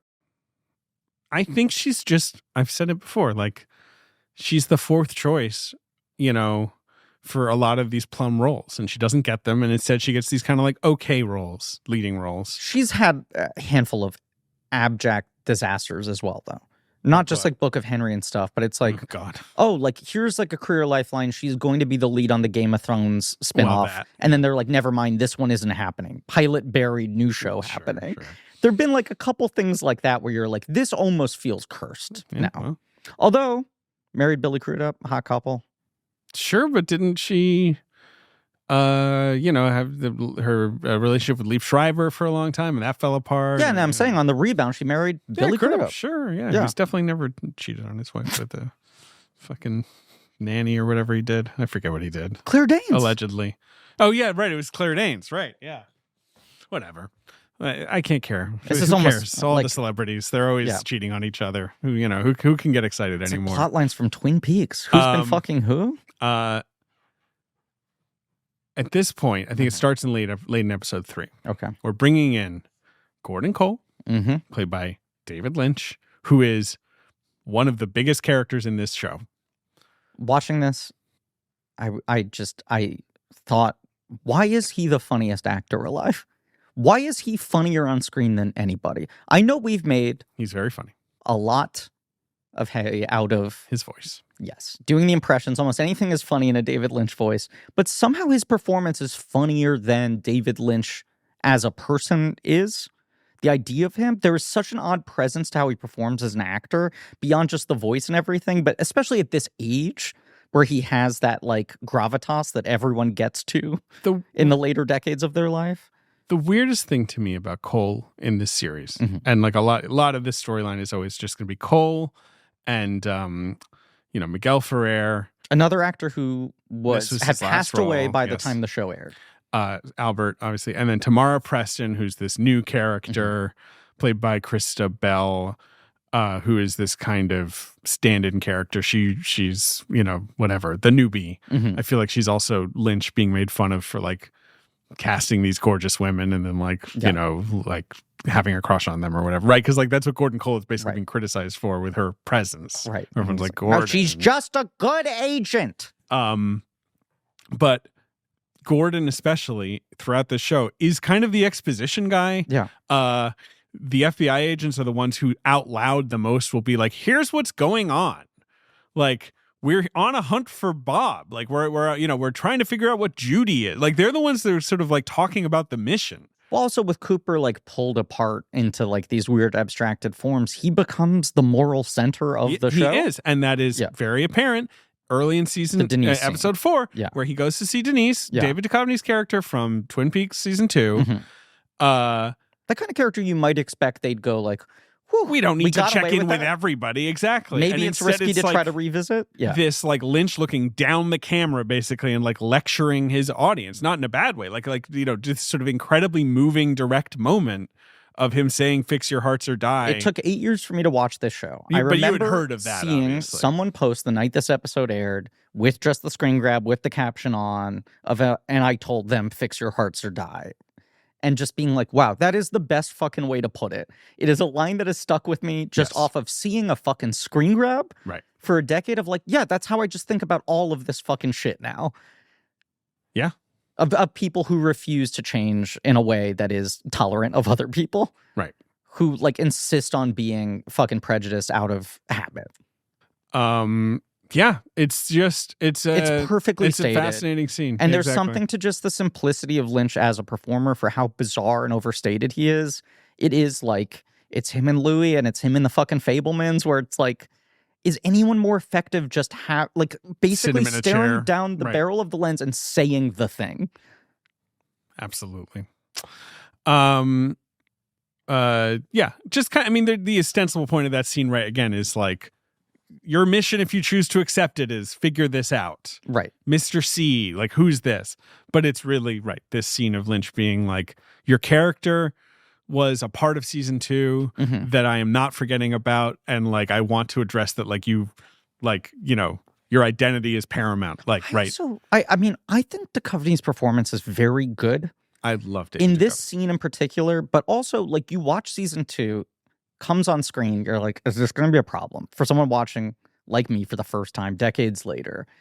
And like, unlike a lot of performances of trans people until, let's say, the late 2010s, when those roles start to be played by actual trans people, there was a lot of like, they are being played as if they are drag performers. Yeah, sure. Right? Everything There's not a real like, understanding of the actual what's going on. Right. Yes.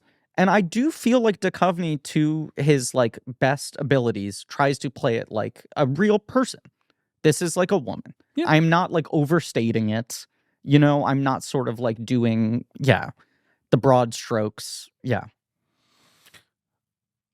Lucy, Truman, I'm trying to think what else. Is this where Wally Brando shows up? Yes. Yeah. They set it up early. They named their son Wally Brando because he was born right after Brando died. Born the same day as Marlon Brando, is what we know. Right. Just another scene that's just so fucking memorable. Yeah, here's the thing I want to talk about. This is Michael Cera's only appearance on Twin Peaks: The Return. Not to spoil anything. Yes, he's coming in and out. Yeah. He has said that the way he got this part was that he went to one of David Lynch's transcendental meditation classes, and that afterwards he was like, I might have a part for you. I feel like a lot of directors in this age group, when they are casting things and in interviews, people are like, so what made you want to work with this actor? You often get the sense of like, oh, they don't really watch stuff at this point. You will get the thing of like Paul Schrader being like, my financiers gave me a list of like 10 people who I can get the movie made if I get one of them. And I watched their reels and I said, like, this guy feels like he could work. But he's not like watching every episode of Euphoria and going like, oh, I should write a part. Sure. You know? Sure. Yeah, right. What's his name? Why am I forgetting tall guy's name? Lillard. Thank you. Similarly, I know like Vinyl, when Ray Romano went into audition, casting was like, hey, just so you know, he doesn't know who you are. And he was like, oh, he's never watched the show. And he's like, no, he's never heard of you existing. And he was like, how could I just like, without taking this personally, the show was big enough, long enough. Wouldn't he at least have heard the name? And he's like, he has no awareness. But I feel like with these kinds of guys, oftentimes it's either the casting directors are just like, we have picked actors we think you would like, and we'll put them in front of you. And the first time they're ever seeing that person perform is in that audition. Or it is like they've been told that this name is bankable. Or you'll hear that they saw one weird, I cast them because I saw them on The Tonight Show and I thought their interview was funny. Right. So when any of these like more current day actors show up who Lynch hasn't worked with before, in the Cera case, I know it was that, right? Mm-hmm. Some of them I'm like, has he seen Amanda Seyfried in anything? He might have. Did Amanda Seyfried like reach out to her reps? It's hard to imagine him watching TV or going to the movies. I'm sure he does it sometimes. Did she like reach out to her reps and go like anything to be in Twin Peaks: The Return? Mamma Mia. I'll audition for anything. Or was he like, I've seen Red Riding Hood 10 times? Ben, did you have something to say? Well, I was gonna say also at the police station we see Bobby. Oh, that's right. That's when that scene is. An yes. incredible scene. I mean, And my it's the favorite first time scene. that we hear the theme song Laura's theme, again. which is just such a hammer blow. Yeah. And like, it's what people have been talking about my love of Dana Ashbrook. Yes. And I've noticed on like the Reddit and stuff. And it's like, yes, he has a particularly broad thing. But It's not like Dana Ashbrook. I look at him and I'm like, wow, Hollywood like gave up on a big movie star here. I understand that his acting style as Bobby is very big and like it's very well geared to this show. By the way, but it's he so has had beautiful. like a very good career and Yeah, has kept totally. working consistently. Oh, yeah. He's one of those guys where it's like it's not like he disappeared. He No. works steadily, you know. Does but lots of TV. yes, he does feel like a perfect fit for this, and it does feel like he is one of these guys who is able to like have a foot in multiple spheres simultaneously. Right. He knows how to play to like the bigness of Twin Peaks and the like emotional realism of Twin Peaks simultaneously. That scene is, I mean, it's not just that the score comes back in, but him sort of being surprised by how much he can still be emotionally affects him. Yeah. And like, And then it's- trying to kind of cover it and be like, wow, it's just a blast from the past. Like Right. he's embarrassed that he broke that quickly. but it also feels like the show, like this like bolt of light coming through a Yes. crack where it's like, yeah, everyone sort of agreed to forget about that. As we talked about with Connor about season 2, if you think about how Twin Peaks actually moves quite slowly, like day by day, Yeah. like the whole Cooper Laura thing is just a few months in their lives. And Less.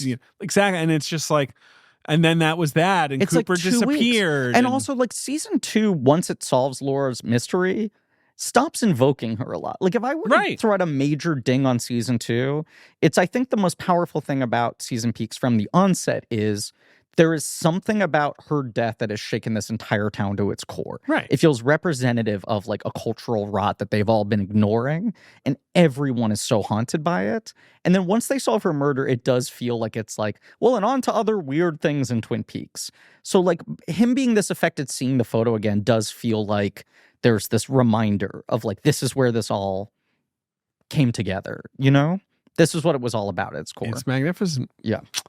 Some of the other things I want to mention, you sort of have Preston and Rosenfeld and Cole going on their mission, but you also have Dougie drinking coffee, doing the sort of like laughing where he has like the tie over his head. His connection with his son. His connection with Sonny Jim. Sonny Jim. His son.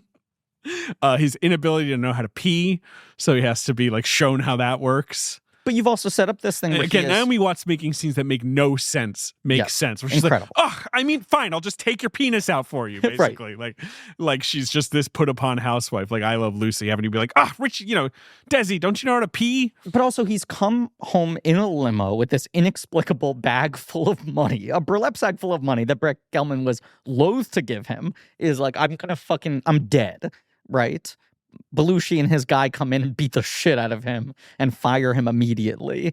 And she's like, oh my God, amazing. We can get ourselves out of this jam. Right. This immediate setup of like, he was in some financial hole. Everyone's been closing in on them. He now has this like windfall of money. Everything can be corrected. The only problem is he doesn't know how to speak English. Right. Or go places.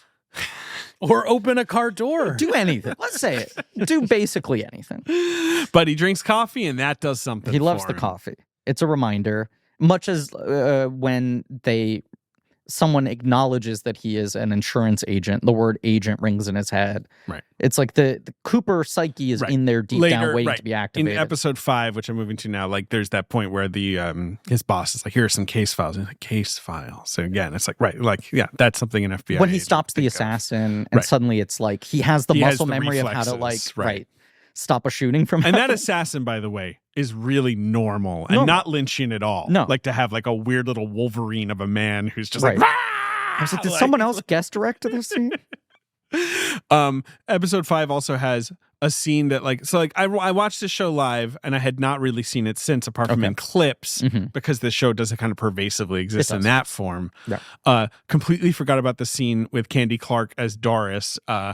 Sheriff Truman's wife, who just comes and fucking harangues him about a leaky pipe in this like black box theater monologue, and like Forster just completely impassive, right? I mean, and then she leaves. This thing I've talked about a lot that like Lynch can pull off like no one else, which is have a scene with actors in wildly different performance styles in a master shot.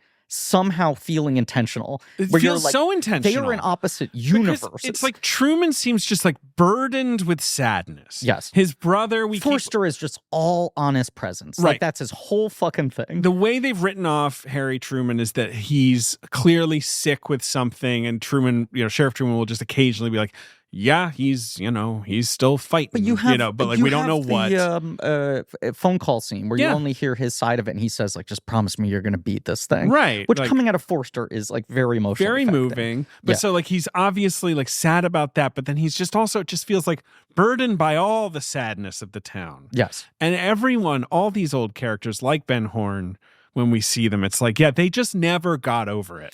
Time passed. Yes. But he's just still stuck there, like, kind of, and it's not like fun anymore. You're Jacobi and you just went nuts and you just got gold shovels and you're doing your podcast. Nuts, figured it out. You're right. The fucks are at it again. He's right. Yeah, that's an incredible sales pitch. No, I was just gonna say, much like the new agent, it does help to have someone in the precinct who is on the side of the old people but wasn't on the case in the original show. Not as like an entry point for new viewers, but just to sort of reestablish things where characters can explain things to him, that he has a little bit of a like 1 foot in, 1 foot out awareness of the history. And then that second Candy Clark scene is so devastating where she comes in even hotter, but my dad's car isn't working and this and that. That guy is such a fucking good actor who is also incredible on Barry, who plays like the asshole new cop. He also is the one so awful. Takes the cash buyout from the smoking guy, which we need to talk about in a second. My new most evil character in the world of Twin Peaks. So the character you're talking about is Richard. Yes. Pinning that for 1 second. Sure. But that scene of her chewing him out and then him just being like, what a fucking hag, what a ball and chain, whatever. And just the immediate, like this thing that Lynch is so good at is just like making these like desperate pleas for empathy. Yeah. In a weird way, in a non-corny way of just like, they are people. They are going through things. Everyone has their pains and their like sufferings. Like their child killed himself. This will haunt them forever. They're never going to get over That's this. exactly it. Yeah. So no one just like turns out some weird way. So Richard, the character you're referring to, played by Eamon Farron, not an actor. He's an Australian actor, but I don't really know him at all. He was in Jennifer Lynch's movie Chained. Which I haven't seen. But he's got David Lynch's daughter. Quite a look. The craziest face. Yes. So obviously, basically, he has bully face. He is the most evil character, I think, in Twin Peaks. Yes. Bob is obviously evil as well, but with Bob, you're like, this is a spirit. Like, it's a little bit different. It's not like Bob's someone who, can go to a grocery store and be mean to someone. I mean, it's like Richard. Like even Jacques Renault. Right. It's like that's an evil businessman. I get it. But he doesn't feel spiritual. He just feels like a terrible person, and even like, Papa Horn, Richard Horn, not Ben Horn. Thank you. Yeah. Ben Horn, has the thing that is so terrifying of like he is able to put this veneer of like gentle sophistication, and class on top of like 100%. Horrible behavior. Right. And then Richard, it's like pure, like no the mask or facade or whatever. It's just like, what if there was the most evil piece of shit on earth just kind of walking around, and everything about him's awful. That first like bar cigarette scene, which starts he's with just under like, a no smoking sign, smoking. Right, this guy's such a dick, and the staff is so pissed off at him. He pays off a cop. Then you see the girls at the booth next to him be kind of turned on by his bad boy attitude. And he immediately pivots to just the most upsetting behavior. Like, I will rape you. Like, it's just not, it's just, there's like a blunt, naked, like evil, like and to how he's talking. We've talked about that Lynch is so good at capturing of like these moments in life where reality just suddenly changed, where you are seeing behavior that is so bizarre that you almost don't know how to process it. Right. And like her friends sitting at the booth next to it who like kind of don't know how to react because they're like, wait, did this guy truly in 15 seconds did he say that? Pivot to choking her? Right. And then you cut out of that scene. Right. And it's so much more disturbing to not have resolution on that. You'll sort of get it, but certainly I'm watching for several episodes after that point, and they're not cutting back. The next time we see him, he's just in a truck, and then he does something terrible. He runs over a boy, correct, with impunity and no remorse.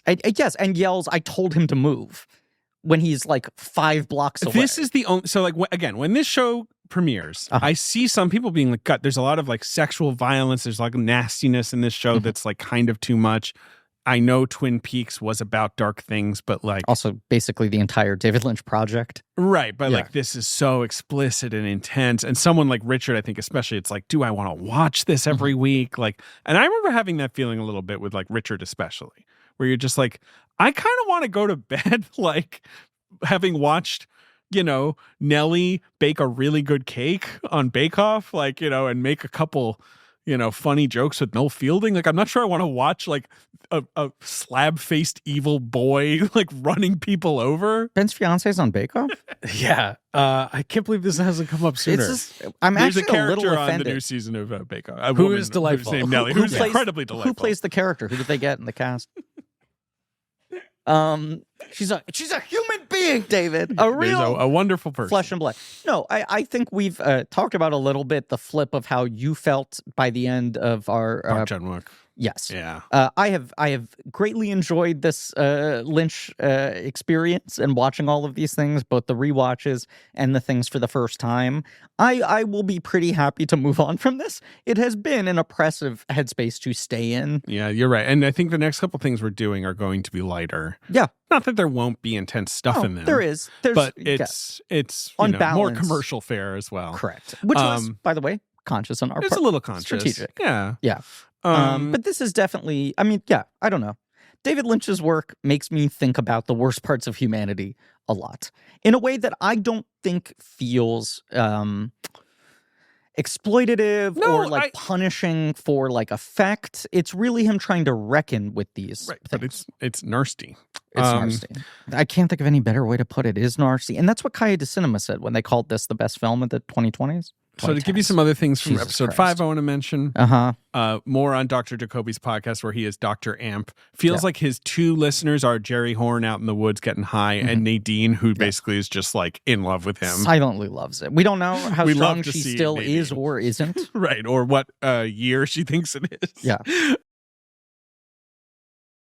We have these cuts to the Pentagon where Ernie Hudson plays like a colonel who's like, Major Briggs's fingerprints have just popped up and we have to figure it out. I need to pull the brakes for a second. I had this thought every time they cut to Ernie Hudson sitting behind this desk, just like serving me dialogue on like a silver platter, right? Yes. And I feel this every time he shows up for fucking 4 steady moments in a new Ghostbusters movie.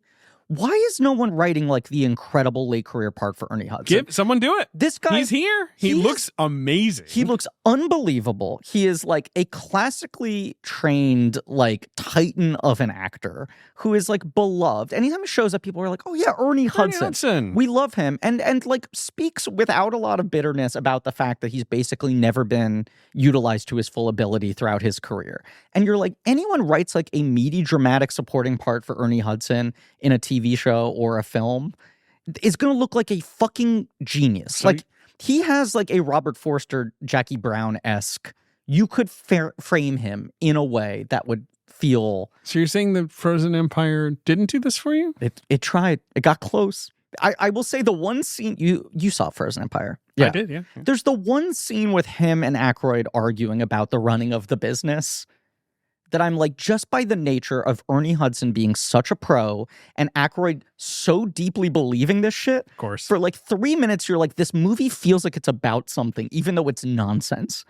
And it's just these 2 guys. Aykroyd thinks he's not acting. Right. He is in a real conversation with his good friend, Winston Zeddemore, who he willed into existence. And Ernie Hudson can just sell shit. Right. And I'm looking at Ernie Hudson in this, who basically has to sit behind a desk and go like, good reporting, thank you, report back with more. And I'm like, this guy is so captivating. He is. He It's just my speaks favorite with shit. such gentle authority. It's the kind of stuff and that he looks like $10 he zillion. looks, he certainly looks. Do you know how old Ernie Hudson is he's like now? 70 or something. He's like 75 and Wow. jacked. Really? Yeah, and not like weird old man jacked. Like just He's looks. just in great shape. He's incredible.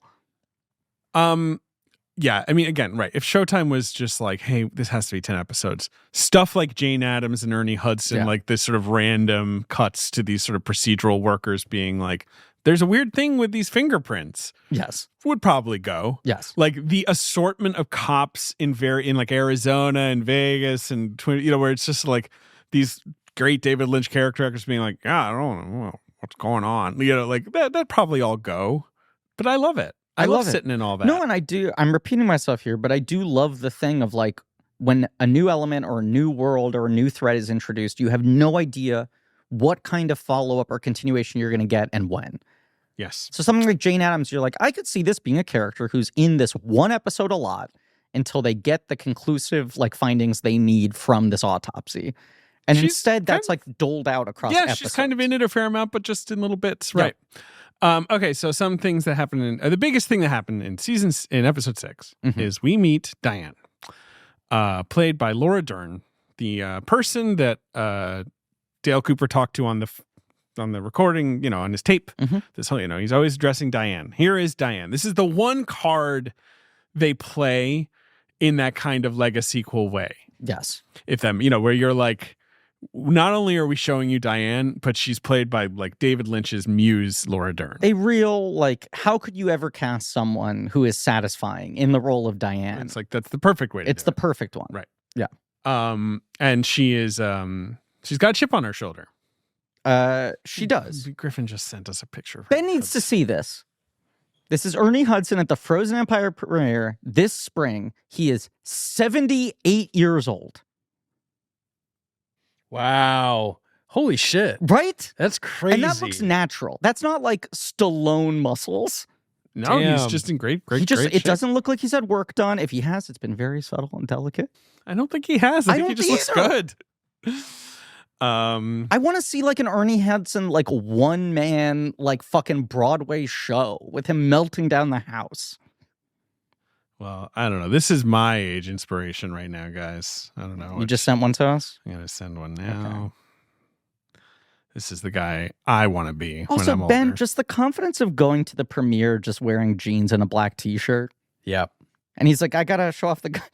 David, who are we looking at? What is this photo you just sent us? Are you not aware of this? No, I don't know what so this that's is. Frankie Valli. Oh, Jesus Christ. And they've been big because he's still on tour. He's 90. Yeah. Right. And there are these videos of whatever, where it's basically like these 4 young men doing the Four Seasons stuff. Yeah. Where they're, they're all in sync and they're singing the old hits. And then he will come out looking, this picture looks pretty good. Moving like Dougie. He looks like a broken Chuck E. Cheese animatronic. David, It's like, remember when there was those like Prince Philip, like the last 10 years of his life when he was alive, but you would be like, what's that like dead body doing sitting next to the Queen? Right. Where are the puppeteers hiding? Right. Are they just out of frame? And he's kind of like lip syncing. It's kind of unclear what he's doing. His mouth is moving to the Frankie Valli parts. David, what you just sent me is an upsetting image. The only thing that could make it more upsetting is to imagine the Frankie Valli voice coming out of it. That face with like, baby. That's basically what's going on. I'll show you a video at some point. It's so weird. No, you should. It's really fun.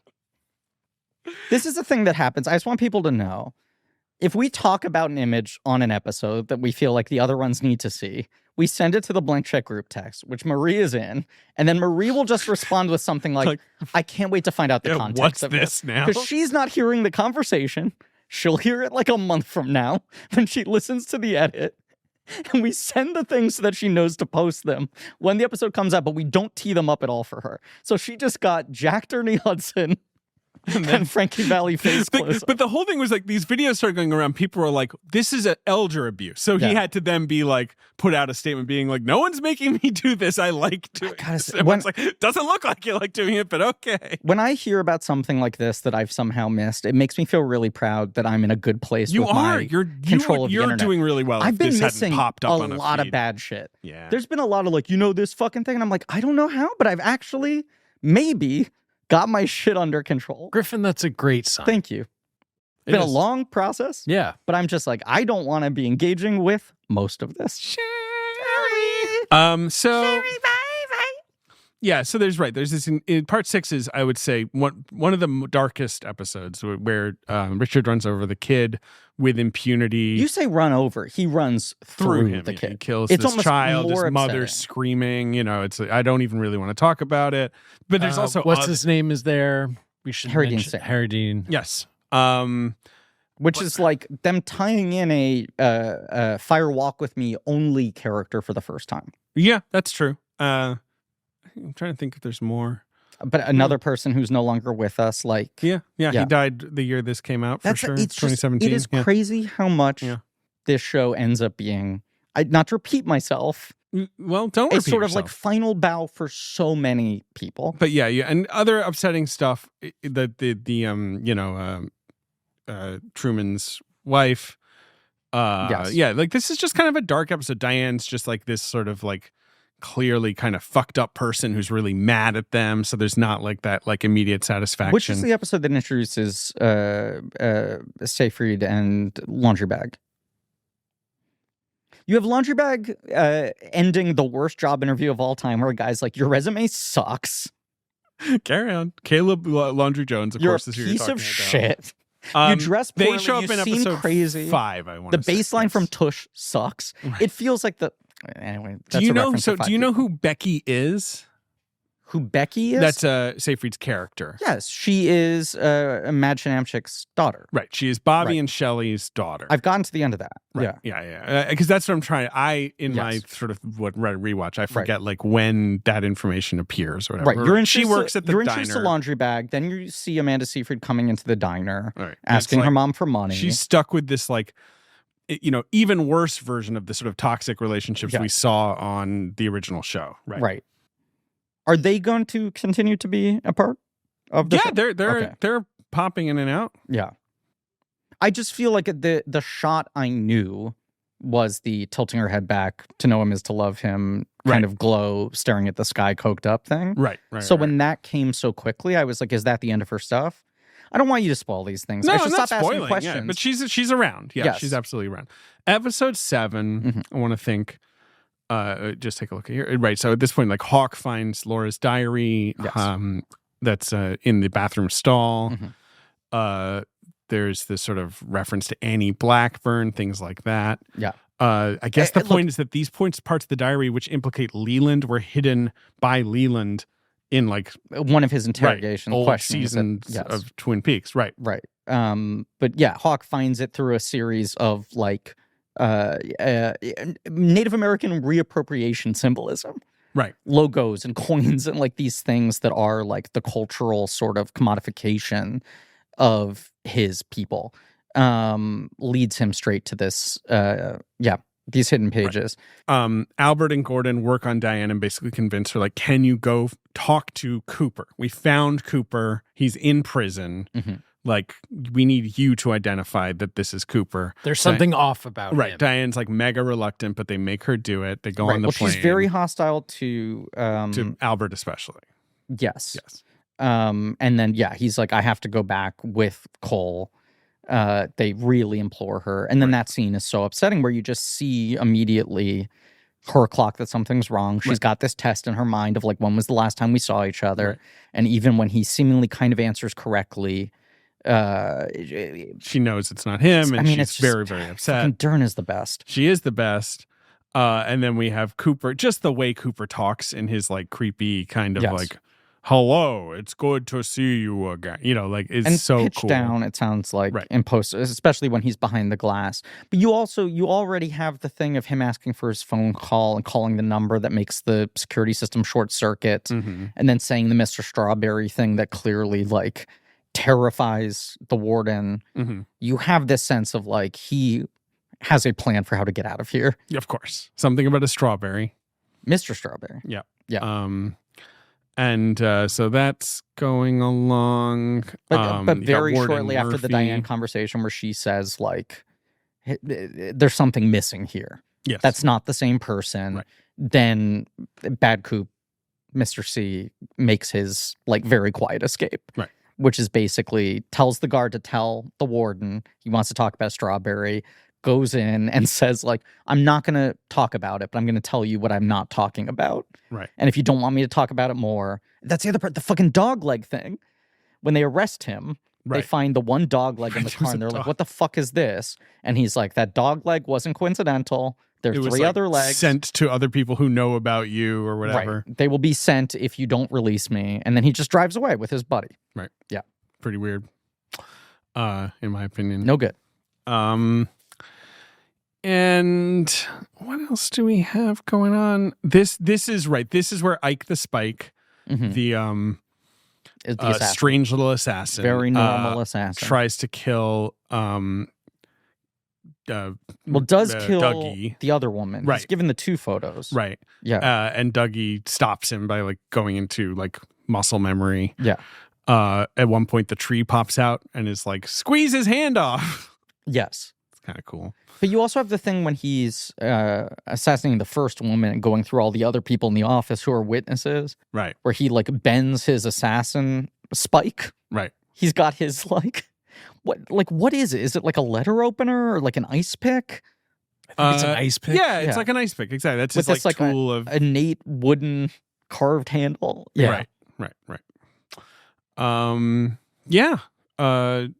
We haven't talked about, I guess that's all the big stuff, right? We haven't talked about like that most episodes end with a musical performance at the Roadhouse that's kind of disconnected. Right. And does usually feel a little like David Lynch playlist, like here are some artists I like. I think that kind of is it, but there is also just this thing of like, we're seeing the townspeople, like we're seeing characters we know. We're also seeing characters we don't know who turn out to not matter. Like sometimes we're just sort of like in on a conversation for a minute between some girlfriends and we're like, who are these people? And it's like, don't worry about it. It's just like Twin Peaks kind of like chunders on, even though like, but it's all part of, I think, the deliberate disorientation of it's like training you out of trying to make this show conform to normal television narrative expectations, right? Like you need to stop looking at every single thing as a clue.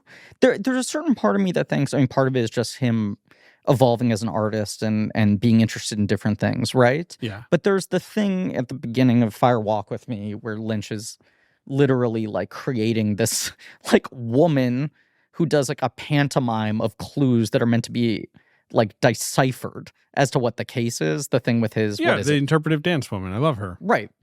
That felt like him mocking people wanting to like solve Twin Peaks. Yes. And needing to overanalyze like, if you just look piece. at the clues, it's all there. Rather than this doing the mocking, it's like there are scenes in this that are in this just because I think they're interesting. Not all of this is like building to a codex that you need to use to decipher it. No, it's not.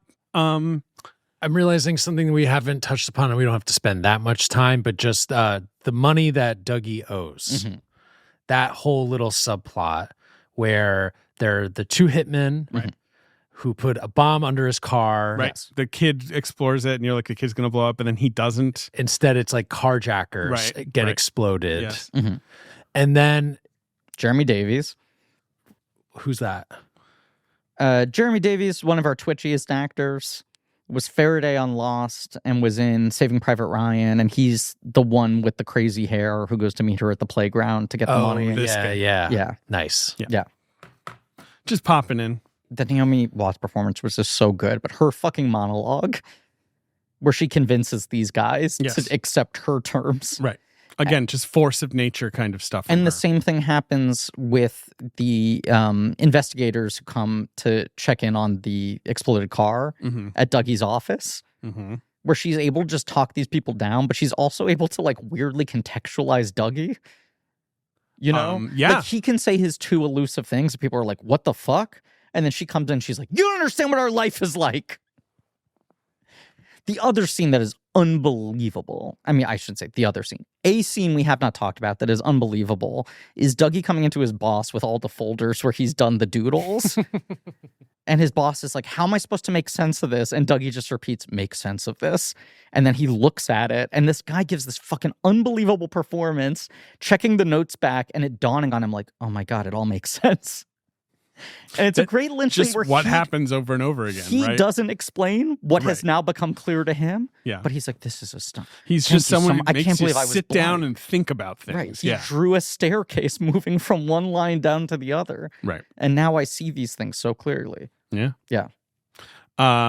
So yeah, I feel like so now that I've gone through these episodes, before episode 8, we really are just completely grasping in the darkness. Yes. Like if you're watching this show, you understand that evil Cooper is out there and you understand that good Cooper is kind of trapped in this body. You also are beginning to understand that the show is definitely not just going to be about sheriffs and deputies in Twin Peaks solving mysteries. Yes. But you don't really know anything else about what the fuck is going on long term in this show. No.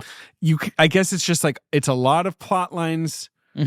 But even some of them, you're like, I don't see how they're tying into other stuff, right? You're just kind of like, I guess we're just the checking fucking in. Las Vegas, right? Like, stuff. what's this going to be? It? Yeah, and then that's probably just by design, obviously, but it does mean that episode 8, which is not like an episode that explains what's been happening, but why it hits in this kind of crystal way, where you're like, suddenly it's like a mission statement episode about this season and this show. Okay, and like Bob and like what's at the core of Twin Peaks. And it feels like Lynch and Frost doing that more than they do. Like, it's kind of what you're talking about, but it's not really about like Native American, sort of heritage or anything like that. It's a little bit of that. You'll see. You haven't seen it. No, I haven't seen it. Do you know anything about it? I know it's the atomic bomb episode. Right. So you know that. Look, I was unlike now when I am healthy and good and in control, I was way too online at the time that this show was airing. And so I just remember reading so many fucking tweets of like live watching and immediate responses. I was very fascinated by just watching people talk about the show. Right. Not in like a spoiler sense. I wasn't reading like full people floundering trying to recap it. Yeah. But just the sort of like holy shit of like Wally Brando or whatever. Right. I remember that episode seeing the wave of people being like, David Lynch just like rewrote the rules of television. This episode changes everything. Right. Not just within Twin Peaks, but like this medium. Yeah. And I feel like you've talked about this, but that this was a point in time where it felt like TV is in some transitional stage. Is it about to evolve into something much more interesting? And it feels like we've gotten stuck in an absolute dead end of television. And it's partly because nobody actually gets to make TV like David Lynch got to make this. Yeah. Like most people aren't being given a true blank check by a network of like, yeah, it can be as long as you want with as many people as you want. Yeah. Here's another thing. I was talking to my brother, James Newman, past and future guest, about a prestige TV show he is watching that is similarly directed by one auteur filmmaker. And was complaining that he's like, this really just feels like he couldn't figure out how to edit the script down to a movie. Like one episode ends because an hour is up and the next episode starts immediately where the last episode ended. Right. And they're just credits tacked on to the beginning and end of every hour. Like, what are we even doing here? And as much as he did not design these as like separate episodes in the scripting stage or the shooting stage, it sounds like, and as much as it's not like each episode resolves its own thematic concerns, each episode does, in these first 7 at least, I know 8's going to be very much its own thing. Sure. Each episode does feel like a piece. It's really well done in that way of... This doesn't just feel like a fucking... It doesn't end abruptly. I think that's the musical performances really help with that as well, and sort of like decompressing you. But there's like and intentionality being like, just wait till next week. Editing and construction and sort of rhythm and flow and mood and tone of these things, where I'm like, what I like about it is that it doesn't feel like he's trying to do a movie, as much as he maybe talks about it that way. Right. You know, and I'm sure if you watch all 18 hours straight through and you cut the credits out, maybe it plays differently. But I'm like, I think these things have inherent value as 1 hour chunks. I know the first 4 were aired as 2 2-hour chunks, but like all of this, it works in whatever form. Trying to find some, like, the ratings. I know that's kind of not that helpful. I did see on the Wikipedia there was the hyperlink to the deadline piece of the first episode not living up to expectations. Right. I mean, it's like a funny article to read where they're like, much higher expectations for the return of a cult legacy show. Debut for Twin Peaks. Yeah.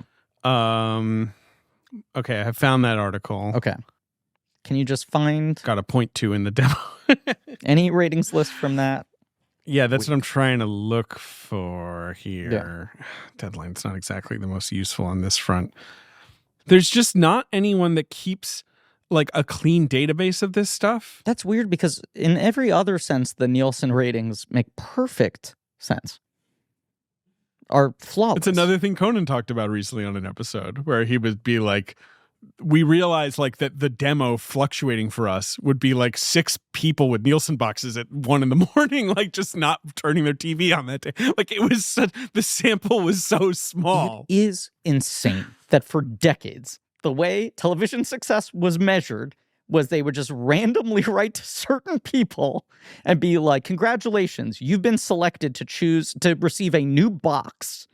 And by the way, you have to keep a detailed diary of what you're watching and when, and which member of your family is watching it.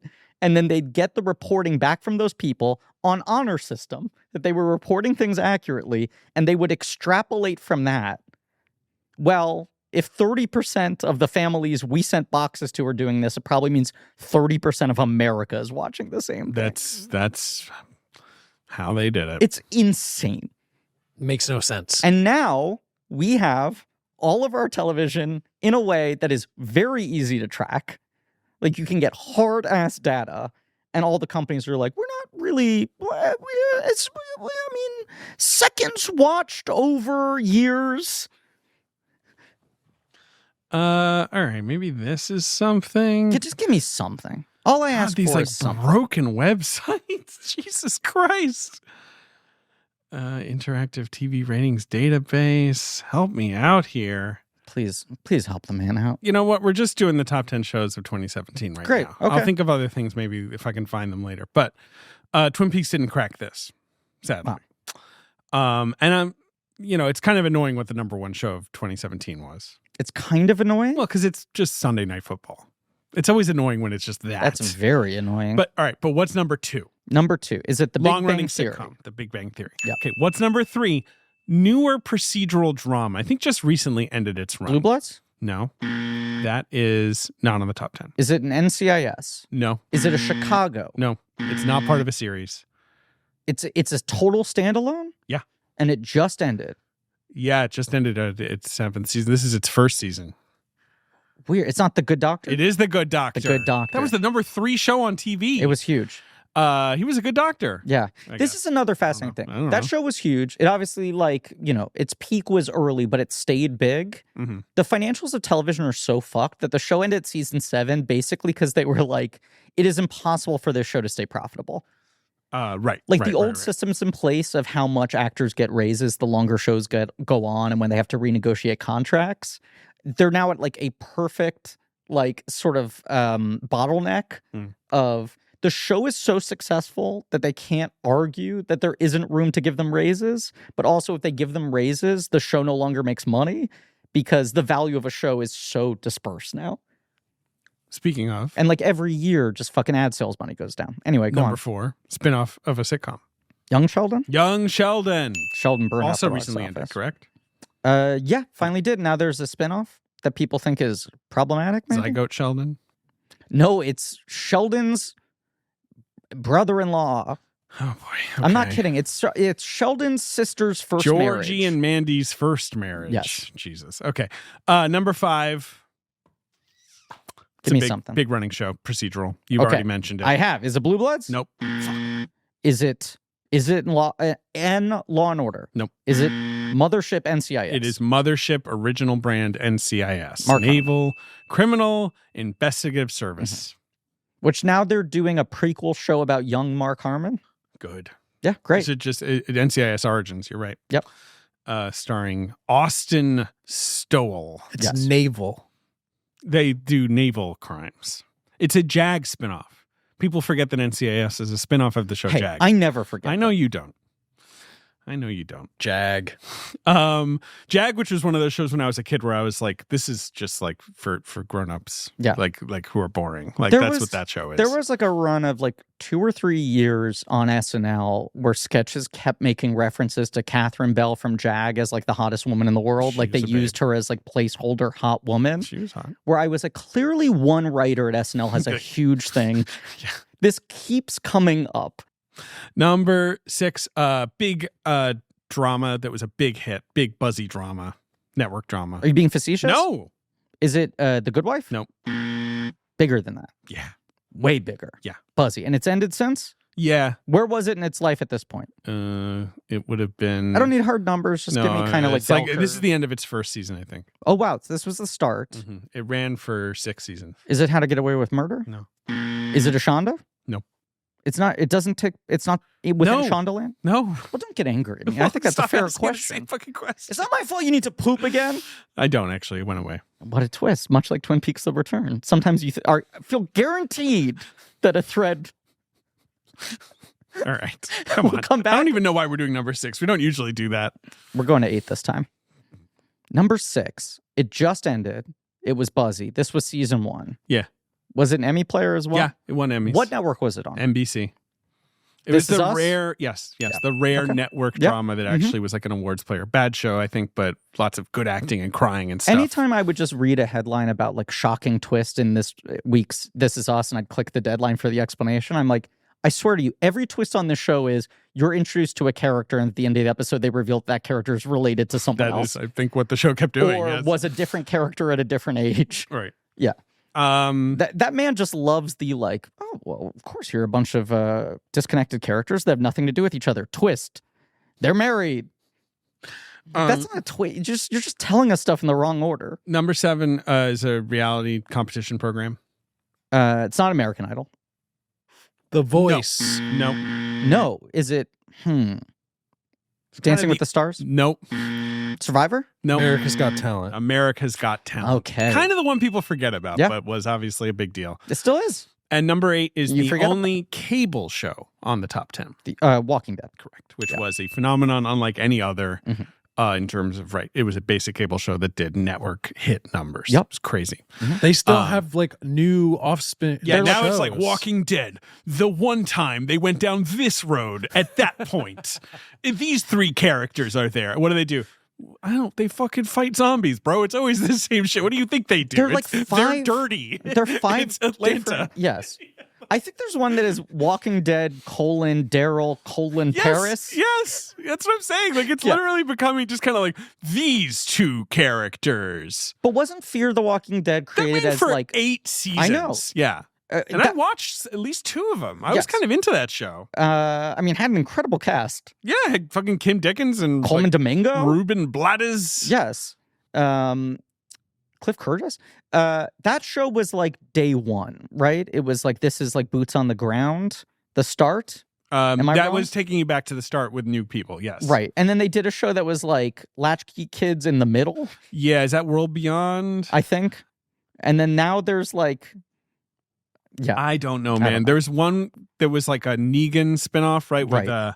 Lauren Cohn and Jeffrey Dean Morgan. Yeah. There was one that was Daryl. That one's still going, I think. And then there's the one that's Rick and Michonne Right. doing their own kind of thing where they just like fuck.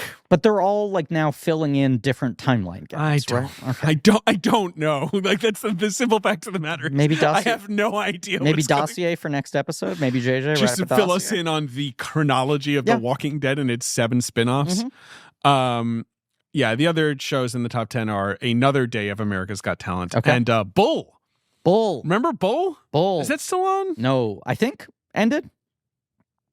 Bull had a lot of Just ended. just ended. Had a lot of lawsuits around it that it survived, but it finally ended. Yeah, it was certainly surrounded. No, not just. It ended in 2022. Okay, Yeah, so there you go. there you go.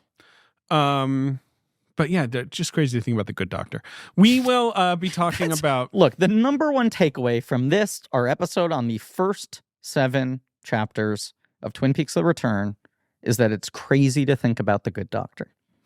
What if a doctor was good? And Conan, give it a rest, man. You've had a great career. No, I'm joking. We love you, Conan. Come on the show, Conan. So make some friends. Maybe the podcast format's not how you're going to make friends. Maybe go to a bar, bring a book with you, wait for someone to strike up a conversation. No, instead he's got to talk to Jack White. Yeah, I bet that one's going to bear fruit.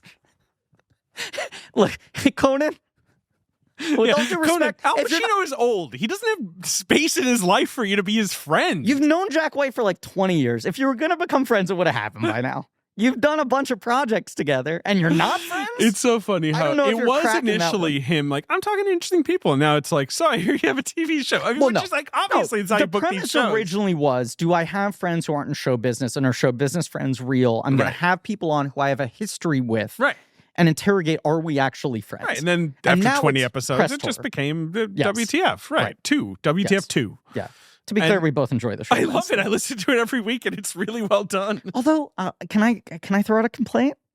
It's a sloppy feed. Sure. It's one of those things where too like much. The Conan solo O'Brien episodes, needs a friend. Right, It's basically now composed of 4 different shows. But in did rotation, you listen to the Walking one where it's Dead him and style. Jordan Schlansky at each other's throats for an hour? It's really funny. It's great, but I'm also like having a hard time keeping track of because there's Conan O'Brien needs a friend, Conan O'Brien needs a fan. Then the campfire ones. Yeah. Yeah, they had the Carvey ones, which then I guess basically kind of indirectly turn into Fly in the Wall. Show, right? Yeah. That. It's like The Walking Dead. Yeah. It's like The Walking Dead. Join us next week for episode 8 of Twin Peaks: The Return.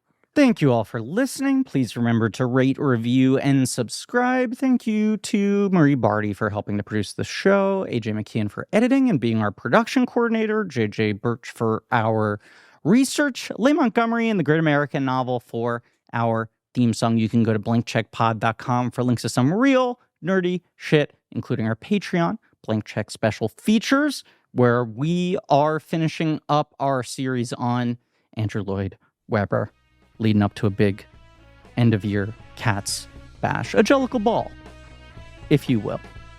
So check that out. And as always, Ernie Hudson, 78, still looking hot as hell.